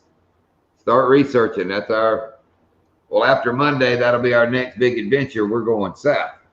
Yeah, like literally any canal chain down in Fort Lauderdale and like that leads down that way. Right. They're in there. They're in there, and they're in there thick. Because that's where we headed. We're gonna look for a boat ramp somewhere down in there and just go for it. But like I said, Hiram, and everybody I look at on YouTube and stuff, and all the searches I see, everybody's searching for like Ida and Osborne, and I don't know. I mean, me personally, I'm kind of turned off from Ida and Osborne. And it's not just because of the time that I went down there with you guys. We've been down there, you know, with my father-in-law, and we've got, and it's just dead. I mean, like the water every time I've gone down there is dirty, and we haven't caught anything, no matter what we've thrown. Now I'm sure if we went down there with liveys, we'd probably have a decent day. But I just think there's so many people down there. Fishing with the liveys that they're so spoiled, they just don't hit the artificials. Right. Yes, absolutely, cranking and yanking. Google Earth. We'll get on. I'll get on that and definitely try and find a spot down there. You know, Swamp Donkey 530. What's going on, man? Swamp Donkey, hee haw, hee haw. Get some water here. Yeah, we use those. If you'd see where Donkey Land is, you can tell somebody had to use Google Earth to get to Donkey Land. Mm. Isn't that right, Shiner? Well, yeah, once upon a time, that gate wasn't there, and you could get to it from the other side. Oh, I know. You used to launch at Blue Cypress and drive a canal up into it, too. Yeah. I like it just how it is now. Yeah. John, were you telling me that whole area there between like Blue Cypress and Donkey Land and Headwaters, that was the old Cocaine Cowboys, the where they used to land the planes and everything. Yes, that's the story we got told by that old timer. That dirt road you see going into Donkey Land during the Cocaine Cowboys in the 80s, that was ground zero for landing. They claim that's where all them old ranchers got all their money, just not being in those fields at that time. But you think about it, they're flying in. They can't land around Miami, too many people. Then you got the Everglades. Okeechobee's the first hard ground you hit up through there. Hello, Eric. Hello, Eric. How's it going?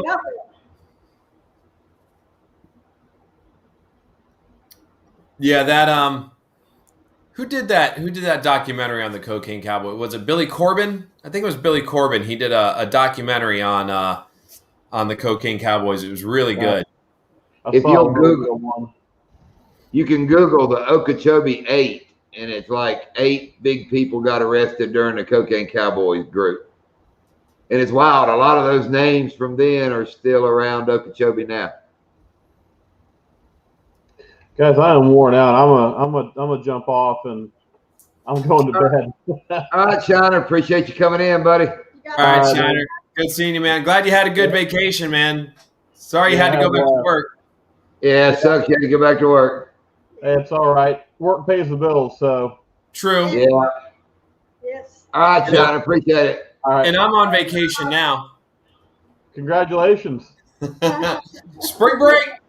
You guys have some fun, and I'll catch up with you. And like I said, the week after, I've got a friend of mine that I met on Facebook through a fishing group of some kind that he's coming down from Massachusetts. So I'll be fishing around Ocala, I think, the next week with him. But for too long, we get into April. I got a vacation coming up in April, so we'll get together. We'll do some stuff.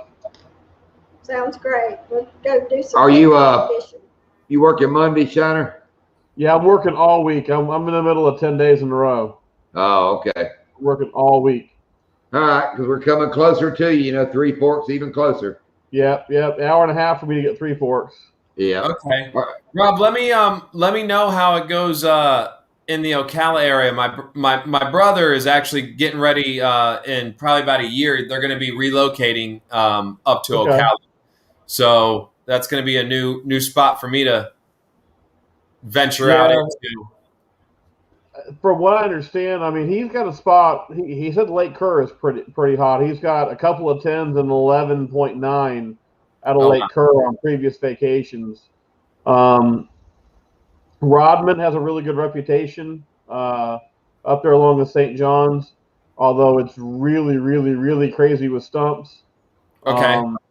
And then you're not too far from that Ocala area to get down into Harris Chain. You know, it's not too long a drive, half hour, 45 minutes in the Harris Chain. So there, you got some opportunities.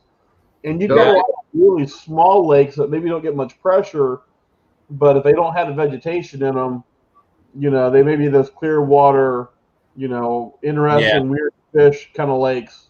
But they're dotted all through the Ocala National Forest with different places you can drop a boat into. Cool. Yeah, I don't know exactly where they're going to be moving just yet, you know. So, but I've started to kind of like research that area. I was like, all right, you know, well, gonna have to go see my brother and my niece and stuff. So, got a new place to go.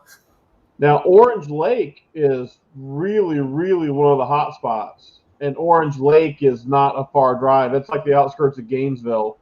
So okay. That's a pretty short drive, and it's got a really good reputation. They had some teeners coming out of Orange Lake. Free bird. 14. He said Gainesville. He said Gainesville. You got to put a free bird. Free bird. Isn't that where Leonard Skinner was from? Gainesville, Florida. Yep. Go Knowles. Yep. And welcome, Eric. I was reading. He said he put up a fish recipe video, and our video came up in recommendation. That's well, cool. Thanks for dropping in and watch some of our videos. Appreciate it. What kind of fish recipe were you looking for? No, I think he put one up. What kind of fish recipe did you put up? Oh, like actually uploaded one? Yeah, that's the way I read it. Let me back up. Said he did a fish recipe video and your channel came up in my recommendation. Nice. I was glad Rob was able to stop in for a little bit tonight. Yeah, Rob's fun to have around. He looked whooped. You know, that week's vacation makes a week back at work a hell of a lot harder. Oh, yeah. No, I'm not looking forward to next Tuesday when I got to go back. And Brim Bass and Beyond, that was a nice big fish you caught. Was it last video or the one before where he had the real nice one? They caught a couple bigger ones. That was the last one I saw from Brim Bass and Beyond was a short with his buddy sleeping. His buddy sleeping in the boat. He's like, he caught 2 fish. He was worn out. Yeah. That might be the one where they caught the couple bigger ones. That was funny. Fish with salmon. Fried fish and curry fish with salmon. Her daughter Jamie loves curry. Yeah, Jamie would be all over that. Maybe because I was watching Dee's Beyond Bliss, some of her recipes. Could be. And it connected the two or something. Fish. It's funny how it does that, isn't it? Yeah. It's funny how I've never tried curry on my fish before. Did you actually how was it, Eric? Was it any good? I'm sure it was. He wouldn't have a video. You don't make a video about fish that turned out horrible. I'm from Trinidad. I'm 6 years old. Oh, cool. And 6 years old, and he's making curry fish. That's awesome. Maybe his birthday is on February 29th. He's 6 years old and spelling Trinidad.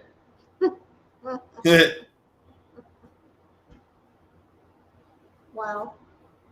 He's got Wildman 307 beat. I don't know. I don't know if anybody's got Wildman 307. I love that kid. He is so. I know. I did not mean it. I'm just saying in age. That was pretty cool. We got to kind of see half of his dad. Yeah, his dad never really kind of like appears in the videos. Very like Yeah. It's awesome that his dad is kind of watching out for him, but still letting him do the YouTube thing.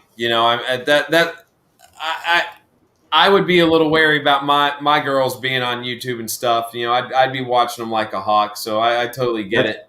I think that's what Daddy does. I mean, that's what that's what you have to do. Definitely. Yeah. Definitely.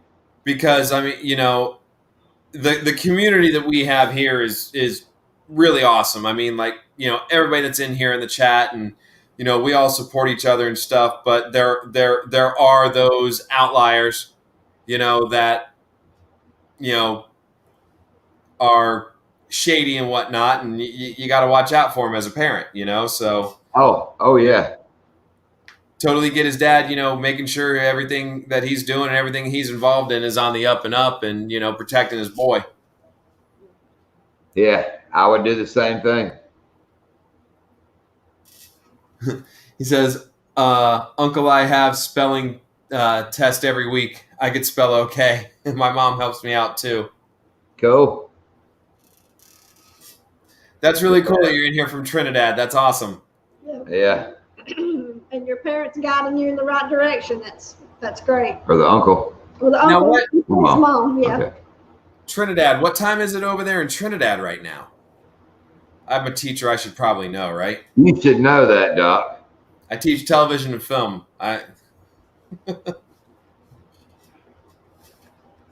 lucky my students know what time it is in my classroom when they look at the clock that isn't digital. Oh, I know. And Mom come up here today at 10:30 looking for lunch. I'm like, Mom, it's just 10:30. Breakfast at 8:30. Said you just had breakfast at 8:30. Well, but yeah, it's been a long day. So you're going fishing tomorrow, Doc? Yeah, I'm gonna try. I'm actually gonna try doing some crawfish imitation bait fishing tomorrow, and see how that works out. They say pre-spawn type of the baits. The crawdads are coming out, and that's what the bass are feeding on. So we'll try doing something. See, I'm gonna go out to one of the little ponds / lakes that I normally fish, just to kind of test the theory out. See if but then again, I could get there tomorrow and see that there ain't any kind of there's no signs of it, and see they're still feeding on little minnows or shad, and completely change up the idea of what I would have to do to catch some fish. So we'll see. Yeah, it's like with Hiram, we left here with a totally different agenda and video idea and all that than what we ended up with. You start thinking one way, but then it goes the other way. Yep. Yeah. And, you got to be ready to turn on a dime sometimes, Yep. Eric's 10:37 over there. Yeah, it's just an hour behind. No, they're an hour ahead. Yeah, ahead. That's what I meant. You know what I meant. I know what you meant. But when I get this bruiser baits in, and he said he was going to send us some new stuff to try, I'll make you a little bag, and you can do some bruiser bait testing. Yeah, absolutely. That spot that I go to, well, the couple spots that I go to that I have here that are close to the house, if just to do a video and get some stuff out, and I like to use those areas to kind of test baits out, and just kind of do more of the how-to videos on this is this bait and this is what it does and here's how I fish it type of videos. those little spots are great because I know they hold fish. I know the areas that the fish kind of hold up in, and it's really weird because they'll hit certain things, but they won't hit other things. Right. All right, Eric. Thank you for stopping in, man. Yes.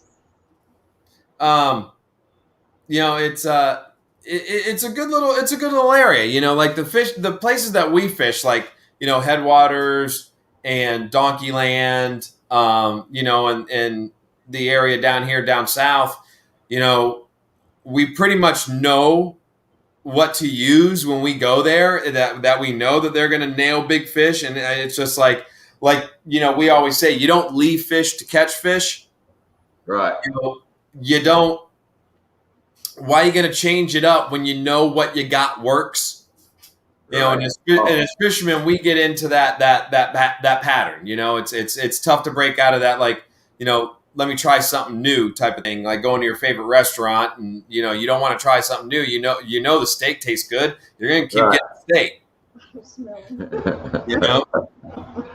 We're laughing at cranking and yanking. I asked if the hillbillies were here, and he said he don't smell them. What's a hillbilly smell like? Oh, I can't wait to see this comment. See, now there ain't hardly nobody here. Cranking and yanking should jump right up here and join us for a little bit. Well, Cam said he's going to join us next week. Yeah. So, Cam, I don't know if you're still in or if you're still listening, but Cam, I'll reach out to you. I'll send you an email and give you the details, and we'll get you on next week. And then I think who else said that they would be willing to jump in next week? I think Brim Bass and Beyond. He said next go around. So maybe we can get Cam and Brim Bass and Beyond on here next week. A little bit of Alabama and a little bit of Maryland in here. He said, hang on. I got a text from Michael Bruiser. Just hang on. That's all right. Crankin' Yankin said 10 pounds of crap. I cleaned that up, by the way, in a 5-pound bag. That's what they smell like. Oh, that's what they smell like. That's what he said they smell like. They must not be in here because the hillbillies ain't come back with a response yet. Yeah. Oh, they'd be all over him for that. Oh yeah. Crankin' and Yankin', last video that I watched, when you caught that one bass with the black on the side of it. Yeah, that was birthmark on the side. Yeah, like a birthmark. That was that. There was another. That's like second time I've seen that on some of the YouTube channels that I follow, like yours. And there was another guy that I his name is he goes by DC Fishing. He's out of Ohio, and he was kayak fishing up there, and he pulled a bass, and like the back half of the fish was like with that birthmark. And that was the first time I had seen that. And then I saw it again in your video, and isn't that weird how they get that pigmentation like that? Yeah. Now, have you ever caught one like that, John or Lindia? Not that I've really noticed. I mean, you caught that one that had the gimped up tail, was kind of crazy. Remember, it had that deformed tail. Twice. Yeah. I've caught him twice out of the spot that I'm actually going to go to tomorrow. Yeah, that's like a little deformity on his tail. I've caught that fish twice on two different baits. Once on a Cinco, once on a what was it? I think it was an underspin. Was it an underspin or a rooster tail? It was an underspin or a rooster tail, like an inline spinner. So someone said that was some kind of fungus on him. Okay. Yeah, I'm not sure, Crankin' Yankin'. I'm not exactly sure what that is at all. The teacher in me kind of wants to do a little research to find out, you know. Ick. They make medicine for that. Ick medicine. That's true, by the way. I've caught a smallmouth bass before up at Del Pot Lake in Virginia. Yeah. See, I've never caught a smallie, and I'd like to. Like, I'd really like to.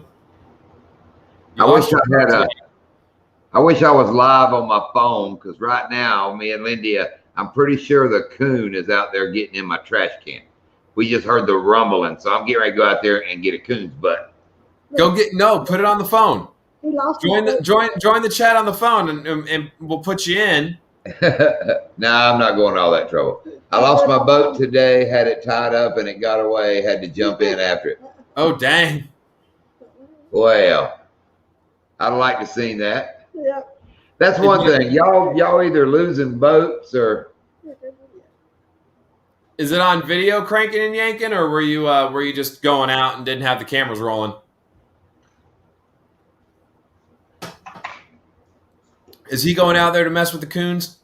Yes. I'm gonna run them off. Spotlight over there. He don't want a video though. Told him to take my phone. If we hear him scream, you got to get out there with the phone. Backbone Outdoors is climbing on.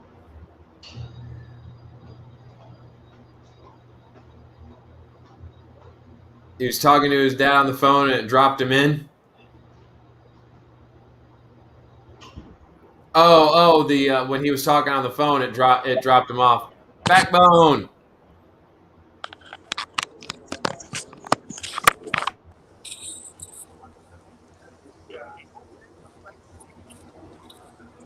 It is, but you can't see me jump because of the position of the boat.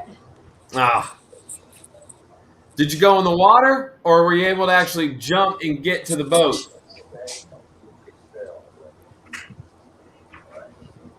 This video. When did you post the video? Today? I'll see that. Okay. You want to go check Avery? Yeah.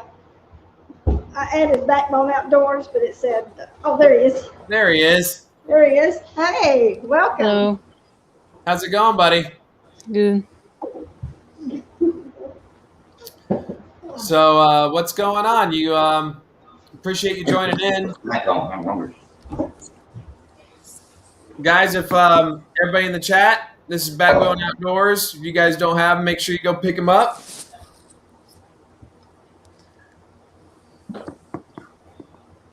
All right, Cranking and Yanking, you posted about an hour and a half ago. All right, I'm going to jump on that tonight. Oh, I hadn't seen it either. I'm going to have to check that out too here after the live. We got what? We got but about 13 minutes left. So. Yeah, about 15 minutes left of the show tonight. Follow him with the camera. Yeah, right. Yeah, they got gone. It wasn't nothing to film out there. I didn't see anything. Cam, we're going to get you on. We're going to get you on next week. Yeah, he said it earlier. I don't know if you saw it. He's a little bit camera shy. He'll be ready next week. So yeah, next week, Cam, we'll get you on. How you doing, small water charters? What's up, Backbone? How you doing? Good. How about you? Good. You been fishing lately? Oh yeah, went a couple days ago. Where'd you go? Oh, Lake Table Rock, Taneycomo. Where you from? Where you fishing at? Missouri Southern. Cool. Yes, sir. There you go. That's a nice deer head. That's a nice deer. There's another nice deer. Yeah, that one scored 193. That's a nice deer. Nice. Wait a minute. We're gonna do the challenge here. Let me do my challenge. If I don't knock my camera over. Don't knock it over. Oh boy, I think you done one. Yeah, there's a few over there. Yeah. Am I back? Hey, I I'm back in. don't have any deer heads in the garage here. Yeah. He's more of a deer hugger than a hunter. Yeah. Oh, That's No, cool. I like, I'll take the meat y'all get from. I just haven't been. Actually, it's been a while since I've been out deer hunting. I'd love to go. Check these out, Doc. What Lindy just brought. She made the pretzel with the Rolo and the pecan on top. Yeah, hold on, give me a sec. I'm gonna say something. Look at Lindy making deliciousness. Oh man, they're good. He's a healthy boy. I cook a lot. Craig and Yankin told Backbone it's okay. He's got 65 years to catch up. That's right. Appreciate that cranking and yanking. I love Wild Man said, you're 65. I can't believe he said 65. I was like, holy shit. Kids are terrible judges of age. That's cool. Gary Brown's 75 or 6, 8, something. He's been away in his 70s and he's rocking it. Look at my father-in-law. He's in his 70s. He's out there rocking it with me every time we go out fishing. Mm-hmm. And you'll be lucky if you walk around the back of Gary Brown's house that you don't catch him naked. Yeah, he'll be laying out there on his back deck naked. You got to holler Gary first before you go back there. Yeah, of course. Like I'd be saying something like that every time. Like Gary. Yeah, I do. I'm Gary. Actually, it's James Brown. But the cool thing with James Brown, me and Lindy were driving and listening to radio. Something in The Breeze came on. You know, Leonard Skinner, The Breeze. Yeah. She goes, I bet Gary Brown can play that on a piano because, you know, it's got that big piano part in it. So I was talking to Gary the other day. I asked him, I said, can you play that? And he looked over and was like, oh, yeah. I mean, he's that kind of piano player. He just blew it right out. Just bam. I wouldn't doubt nice. That he can't play. Yeah.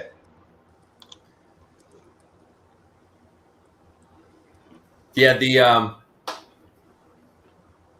who was the piano player? Didn't the piano player for Skinner? He was the last one that just passed away, right? He was the last living member of Skinner, and he just passed. Well, not just, but a little while ago. Talking about Billy Powell. Billy Powell. Yes, sir. Hey, congrats on 400. I just got you there for you. Thank you, buddy. There you go. Thanks. Sure, no problem. Whose phone did you go grab? Oh, I grabbed my laptop. Oh, cool. Appreciate it. Yes, no problem. 400. So, yeah, this is the thing I was going to show you. So I just made this fishing lure. Yes, sir. I'm making it into just like one of those ones that go underwater, you know? I'm going to put like a little spoon thing on the end and put some hooks in it. But I've been working on that for about 2.5 hours. That's really cool. What's it made out of? Just regular wood. You know where I got the wood at? Where? Took At my school, the doorstop. one of the door stops. Now that teacher's gonna be looking for their doorstop on Monday, going, what? I can't keep the door open for the kids. Yeah. Story with our girls. Our oldest daughter, when she was young, came in the living room so excited she had made a dress for her doll. I mean, it was cool. She cut it out, made it, had it kind of tied on her doll. We got to looking at it, and I was like, how come that dress looks like the drapes in the living room? We went in the living room, and she cut the whole bottom of the curtain off and made the dress out of it. I mean, you couldn't get mad. Was that Jamie? That was Jeannie. I mean, you couldn't get mad because she was so creative, but she had cut a chunk off the drapes in the living room. So, Backbone, are you guys where you're at? Are you guys all in school, or are you guys doing virtual schooling too? Oh, so we get Mondays off. We've been having like an extra hour of school days, so we get Mondays off, and you know that's the time I can make my videos and stuff. But we're doing full school days. So the entire student body's on campus, right? There's no. Yeah, but there's some kids that are online, you know. Yeah, that's their problem, you know. But once you get that lure made, you're gonna make a video catching a fish with it. Yeah, you're gonna make a video with your new lure you're making. Maybe think about it. That'd be cool. It kind of looks like a rattle trap. You're doing it kind of like a rattle trap shape, or yeah. You wouldn't even need the lip. Just work on that shape and make an eye in the front and a couple hooks. Just think about getting on Amazon and ordering the little kit so I can design it with the colors and stuff, you know, the pattern. Right. Mm-hmm. Amazon has some good stuff, you know, but yeah, you can find anything on Amazon. Oh yeah, except and there's a lot of lure making videos on YouTube. A lot of them guys make some cool lures. What colors you thinking about doing for that one, that you're making? I'm thinking about replicating like a blue, like a kind of obviously a shad, but like a blue and like yellow kind of looking one. I Okay. actually got a lure. I might go show you guys, but here in a sec. So a little blue and But yellow. You can do any holographic in it, or just kind of do kind of like just kind of flat blue and yellow. yeah, kind of basically. But I'm Lindy, going to do like a bring little me some tea copper back. on it and stuff. I'm gonna make it look nice, you know. That'd be cool. Yeah. Yep. It'll look cool. I poured some soft plastics, and it's cool to catch a fish on a lure you made. Kind of makes it Yeah. look special. Now, are you Backbone? Are you documenting through video? Are you documenting the process of making it, or are you just kind of making it and then maybe you're just going to do a video of you fishing it once it's all done? Well, I was originally gonna sell this to my friend, but I'm thinking about just making it and then probably gonna make a video, getting the stickers on there and stuff, getting the pattern on and stuff. You know. Okay. But yeah, that'll be cool. You still going to sell it to your friend though? Are you going to fish it first and then sell it to your friend, or are you? Probably. Yeah. I mean, you got to make sure it catches fish before you sell it to him, right? Oh yeah. I mean, Welcome fishing. Sorry. No, you're right. I haven't caught a fish for like 6 months. Really? Fishing's hard down here. It ain't like the farm ponds. Not like Florida, huh? They're just laying everywhere. Not like down here where we are, huh? Yeah. I mean, I come from Iowa, and then it ain't nothing like it, man. We had a farm pond out back, and that's where I caught my PB, 4.5 pounds. Sweet. Yeah, and like nothing else, man. Hey, fishing trucker, welcome. Good evening, fishing trucker. And yes, cranking and yanking, making things yourself is not saving money. It's always the other way around. Yeah. Oh yeah, you end up spending more money trying to make it than you do if you just went out to the store and bought it. But you got that pride in what you made, and you catch a fish from something you made. You don't care how much money you spent trying to make it. That's like deer jerky. I'd make a bunch of deer jerky, and everybody's like, "Oh, it was free. Let me have some." I'm like, "No, that deer's a long way from free." Yeah. They say deer meat's the most expensive meat there is by the time you put in the guns, ammo, land, clothes, all license, gas. It's pretty high dollar meat. Oh yeah. Man, but it's worth it. Yeah. I was in a Fish Snatchers live stream. Yeah, I'm just so close to 500 subs. Yeah, you're getting there. Yeah, I'm doing a huge giveaway, so stay tuned. Small water charge. I will, man. I'll check you out. And Coastal Fever. Yeah, buddy. Yeah, I picked you up a while ago. So hopefully, hopefully there's somebody in here. How close are you to 500? Like 11 away. All right. Wow. Well, hopefully the guys in here. If you haven't picked up Backbone, pick him up. He's almost to 500. Thank you. Going there right now. Lindy is going. Lindy is going to go get you real quick. She got herself her own YouTube channel or YouTube account, so she's going to get in there. Good. So now you're going to be 10 away. Yeah. I'm good, fishing trucker. Just kind of hanging out. Gotcha. We did a little work on a rental property today. I put in some fence posts. Lindia, thank you. There you go. You're welcome. My pleasure. And Cranking and Yanking said he's already got you. Awesome. Yeah. You guys went out to the rental property today? Oh yeah, they got the surveying done, and I run that fence line down through there. So. Oh, that's right. Yeah, you were telling me about that earlier. I hope neighbor come home and was like, "Whoa, there's a fence there now." Fence makes good neighbors. Puddle Walker's made it in. What's up, buddy? What's up, Puddle Walkers? And literally, we're talking with Backbone Outdoors. Don't know if you got him, but he's only now 10 away. For No 500, he way. plans on doing a giveaway at 500. So if you don't have Backbone, pick him up. He's over here talking about one of the. He's building a little, making a little lipless crank, or may turn into a crank, a lip crank. Yep. So Thank you. yeah, bud. And Puddle Walker just caught them 2 nice fish on, I think, his last video. Yes. Yeah, he did. Those were real nice. Backbone, Cam the man just picked you up. Thank you. Yeah, if you haven't checked out Cam the man, he's Cam is very close to 200. What's his And channel? Cam the man fishing. He's going to be coming on next week. He's going to be jumping in the live next week. All So right. we'll be talking with Cam just like we're talking with you tonight.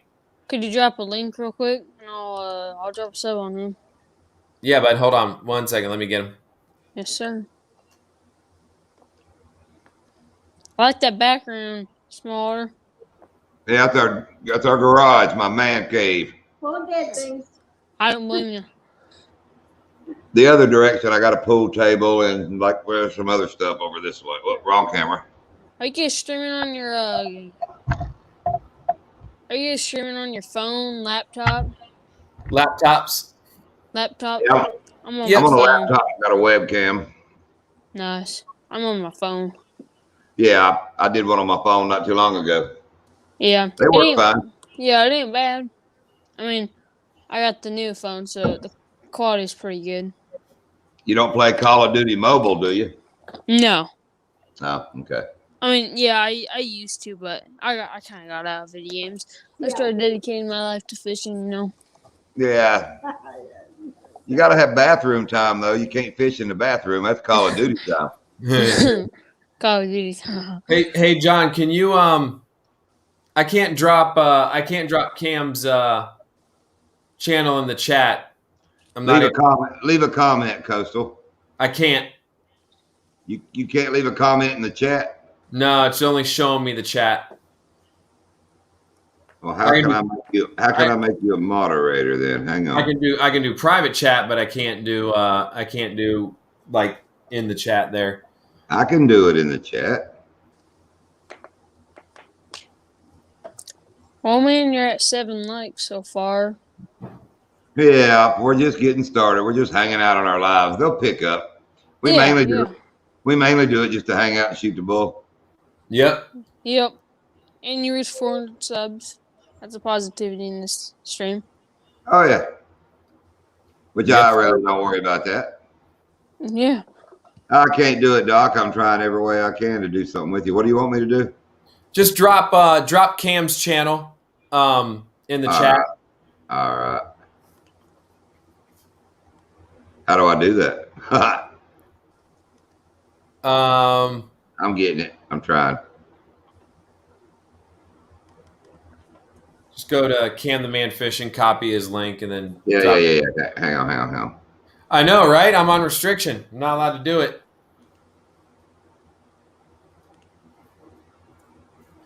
I'm the co-host. I can't even drop comments in here. Oh wow. Oh, really? That's weird there. I don't know how we're gonna have to fix that. I don't know. Still trying to work out StreamYard. Hey. Don't blame me. Not too bad for only the 4th time doing it though. Yeah. Not too bad at all. I got kicked off my YouTube channel for streaming because not like a couple weeks ago because I was streaming without a parent. Oh, okay. And I don't understand it. I mean, I guess I do. I do understand it, but like, it is what it is. It's crazy how certain things get flagged and picked up by YouTube. But it's good because I mean, kids don't need I've been in a couple lives that I didn't want to be in the middle of and left it, and somebody young don't need to be in there. Yeah, I understand. And not that you wouldn't understand it. It's just you don't need to be around idiots. I mean, yeah, because there's a bunch of idiots. Yeah, we were talking about that with Wildman 307 earlier tonight. Just especially with you younger guys, and just you never know what kind of people are out there online, and I try to say that with my girls, my daughters, and I teach television and film production to high school kids, and I talk to them about it all the time, because they're all on social media, and a lot of them want to be YouTubers and stuff like that, and we talk to them all the time. Is that you got to be careful and you got to watch what you do online, because this stuff stays here. And it never goes away. Yep, and there's people out here, that just they're out to do something that's not right, and you gotta watch what you're doing. Especially with you guys, as young as you all are. Mm-hmm. I'm not sure, Krang and Yangan may or may not work.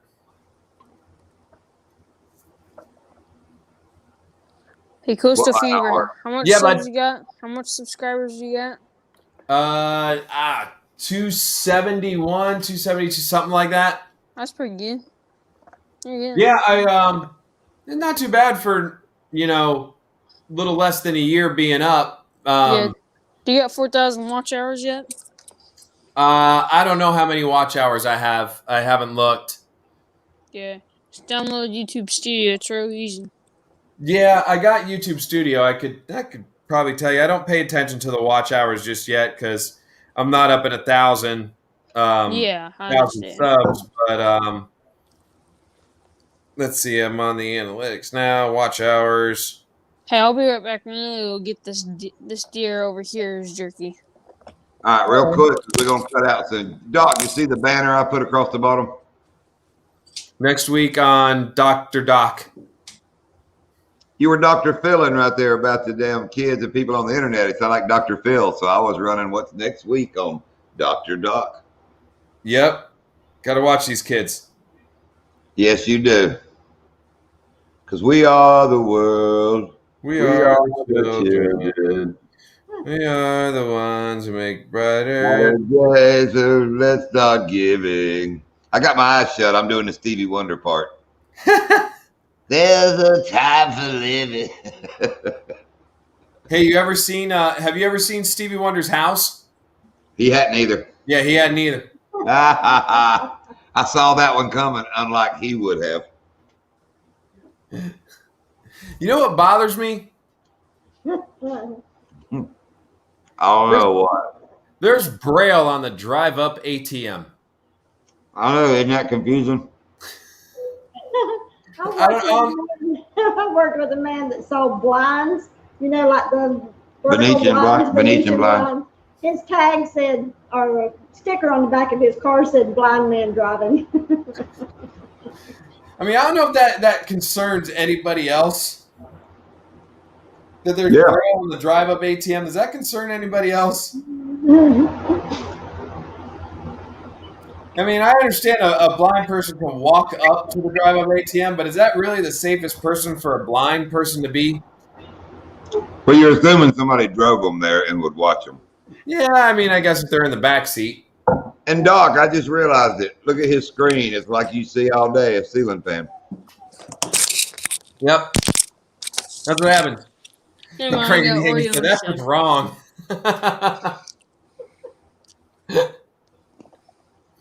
What was wrong? I missed it. I think he was talking about the joke about Stevie Wonder. Oh. Is that what you were talking about, Cranking and Yanking? The joke? Or the Braille on the drive-up ATM? Or just all of it? You know how Stevie Wonder burned his fingers, don't you? No. Reading the waffle iron.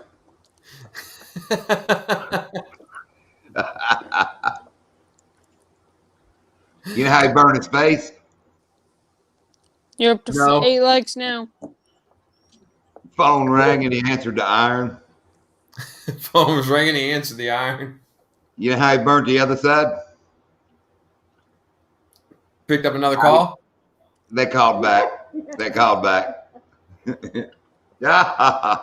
Did you ever see that video of him, though? Like, where the microphone... Where he catches the mic stand yet? Catches the mic stand?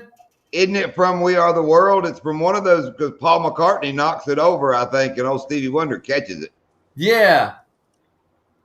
Either he's highly in tune with his other senses or there's something else going on there. Craig and Yankee said yes, the joke.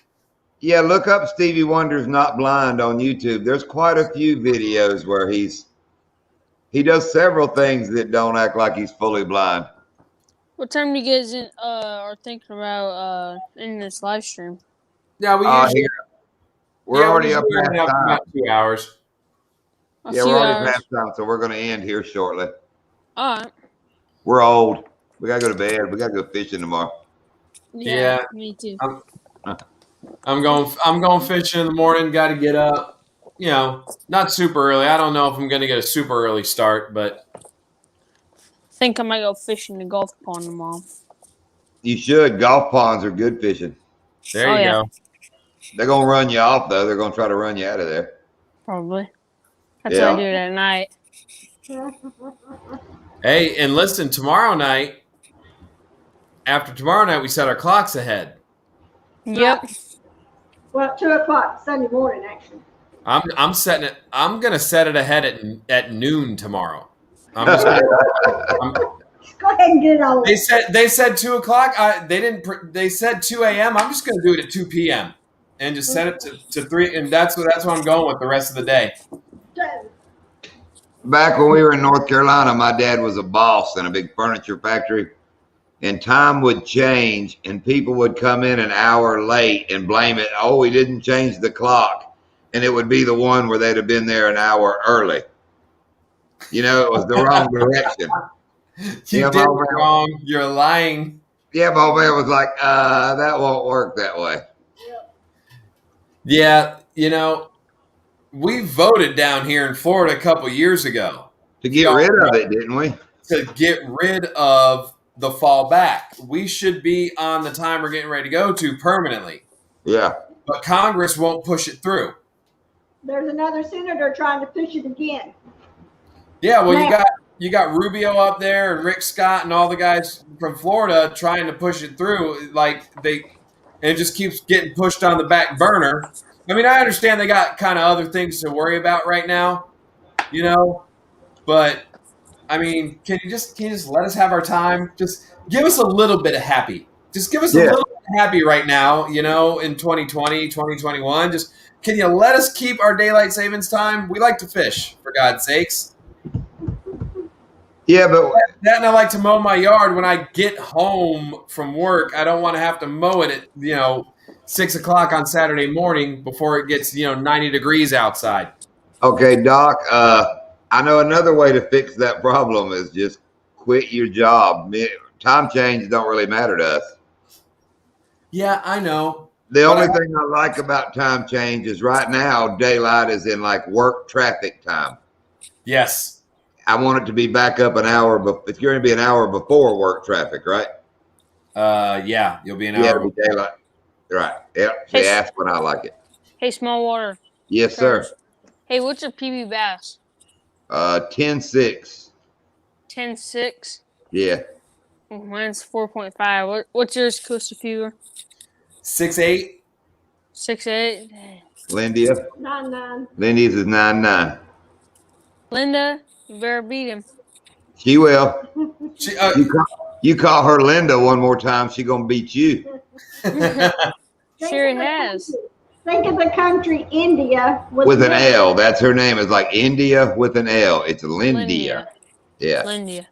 And people have called her. And people have called her Linda by mistake her whole life, and she don't like the name Linda. Man, sorry, bro.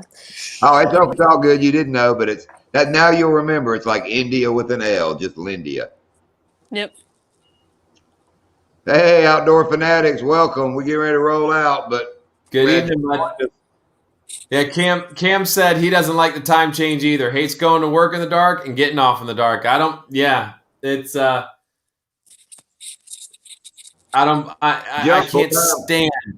can't stand the fallback. I hate it. I hate it. It shouldn't be dark at 6 o'clock. It should. It should be dark at 8. 8. What time? Exactly. What time does it get dark where you're at, Backbone? It got dark around 7:30ish, 7ish. Yeah, see, we get it a little long. We I get was it making longer. this lure around 7:30ish, and it was about dark. Yeah, we get it a little longer because we don't have mountains or anything. The sun goes 3 o'clock to 9 o'clock across us every day. We got mountains. Yeah, got mountains. Yep. The closest thing we got is what? Couple berms, couple Sand dunes. Sand dunes. When they built our house, they piled up about 30 dump truck loads of sand, so we kind of sit on a Florida mountain. We got a nice mountain going on over by our neighborhood. They're working on the railroad tracks a little bit further away from us, so they started digging some stuff out, so I can see a little bit of a hill over there. Well, up there by Headwaters, you got the big trash mountain thing they built there, so that's a mountain. That's a mountain. Yeah, that's true. We got the big Mount Trashmore, whatever it is. Mount Trashmore. See, that's funny. Where I grew up in Virginia Beach, they did the same thing, then built a skateboard park on top of it, and it was called Mount Trashmore State Park. I mean, that's what it was called, was Mount Trashmore. Well, guys, I think I'm going to hop off here. Yeah, we are too, Backbone. We're going to jump out of here. We're getting ready to wrap it up, bud. Appreciate you jumping in, man. Yep. Yes, sir. Thank you, Backbone. Good to see you around. See you, buddy. All right. And thanks to everybody for dropping in tonight. Really appreciate it, guys. Really appreciate you spending a few minutes with us here on Friday night, hanging out, talking fishing, talking crap. Really enjoy it. This has been a lot of fun. And as we do more lives, we're going to get more guests. We'll get better. It's just kind of getting built up here. Yeah, absolutely. Congratulations, John, on 400. Backbone got you there. Yes, sir. Thank you. 600 more to go. Yep. I told you I'm going to lap you, shake and bake. I'm coming back around. Yeah, well, you got like 71 to get me? Yep, I'll be back around again, double lapping. And thank you, Cam, for dropping in, and Outdoor Fanatics. And, of course, thank Crankin' and Yankin'. We enjoy you being in here every week. Absolutely. And Puddle Walkers and Fishing Trucker and, just everybody who popped in tonight, Boxy and Eric and just everybody that popped in to kind of help support us doing the live and, and Backwoods Barbarian, and obviously Rob. Can't thank Rob enough for jumping in. Yeah. He's probably asleep right now. Rob is a good guy. Yeah, absolutely. He love Rob, but Rob's probably asleep right now. He's dreaming of tired. After a week of vacation, Rob's asleep. Yeah. I don't know his wife. I don't know. She looked like she was winding down there a little bit. Yeah, no, I think he's asleep. Yeah.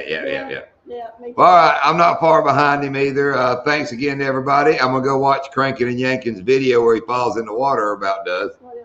Yeah, no, I'm watching that. I'm watching that before I head off to bed, and then I'm going to bed, and then gonna go do some fishing in the morning, and then gonna go celebrate my mother-in-law's birthday tomorrow night with the girls and with the wife, and then I will see you guys Monday morning. Monday. Three Forks. That looks awesome. I'm gonna watch some more of the Three Forks video. Good question. Are you gonna come here and ride with us, or are you gonna go straight up 95? Whatever you want me to do. Don't matter. Whatever you want to do. Think about it. Let me know. It may be it's a straight drive 95. I don't know how much cockeyed it would be. I looked. It's like 1 hour 45. Yeah, it'd probably be easier for you to just roll straight up 95 then. Yeah, mine being instead of coming all the way west and then having to come back all the way east. So yes. Thank you, Crankin' and Yankin'. And what else would a 53-year-old married man been doing on a Friday night? Yeah, this is about it. Yeah. I'm ready for Crankin' and Yankin' come to Florida. I think I do too. He's going to go visit his boy. I think it was his son. We're going to get him over to Headwaters or Donkey Land or somewhere. And bring the hillbillies too. We'll have a big old time. Oh, we need to get to Crankin' and Yankin' first so we can just sit around and talk crap about the hillbillies during all of that fishing. We could get this. Oh, you know he'll tell us stories that, oh, it'll be good stories on them boys. I guarantee our stomachs will be hurting from laughing so hard. I'm sure. I'll bet damn Bubba is a damn story in himself. I bet he has got a book of stories. Oh God, you know it. Yeah. All right, folks, we're up out of here. Thank you. Appreciate y'all.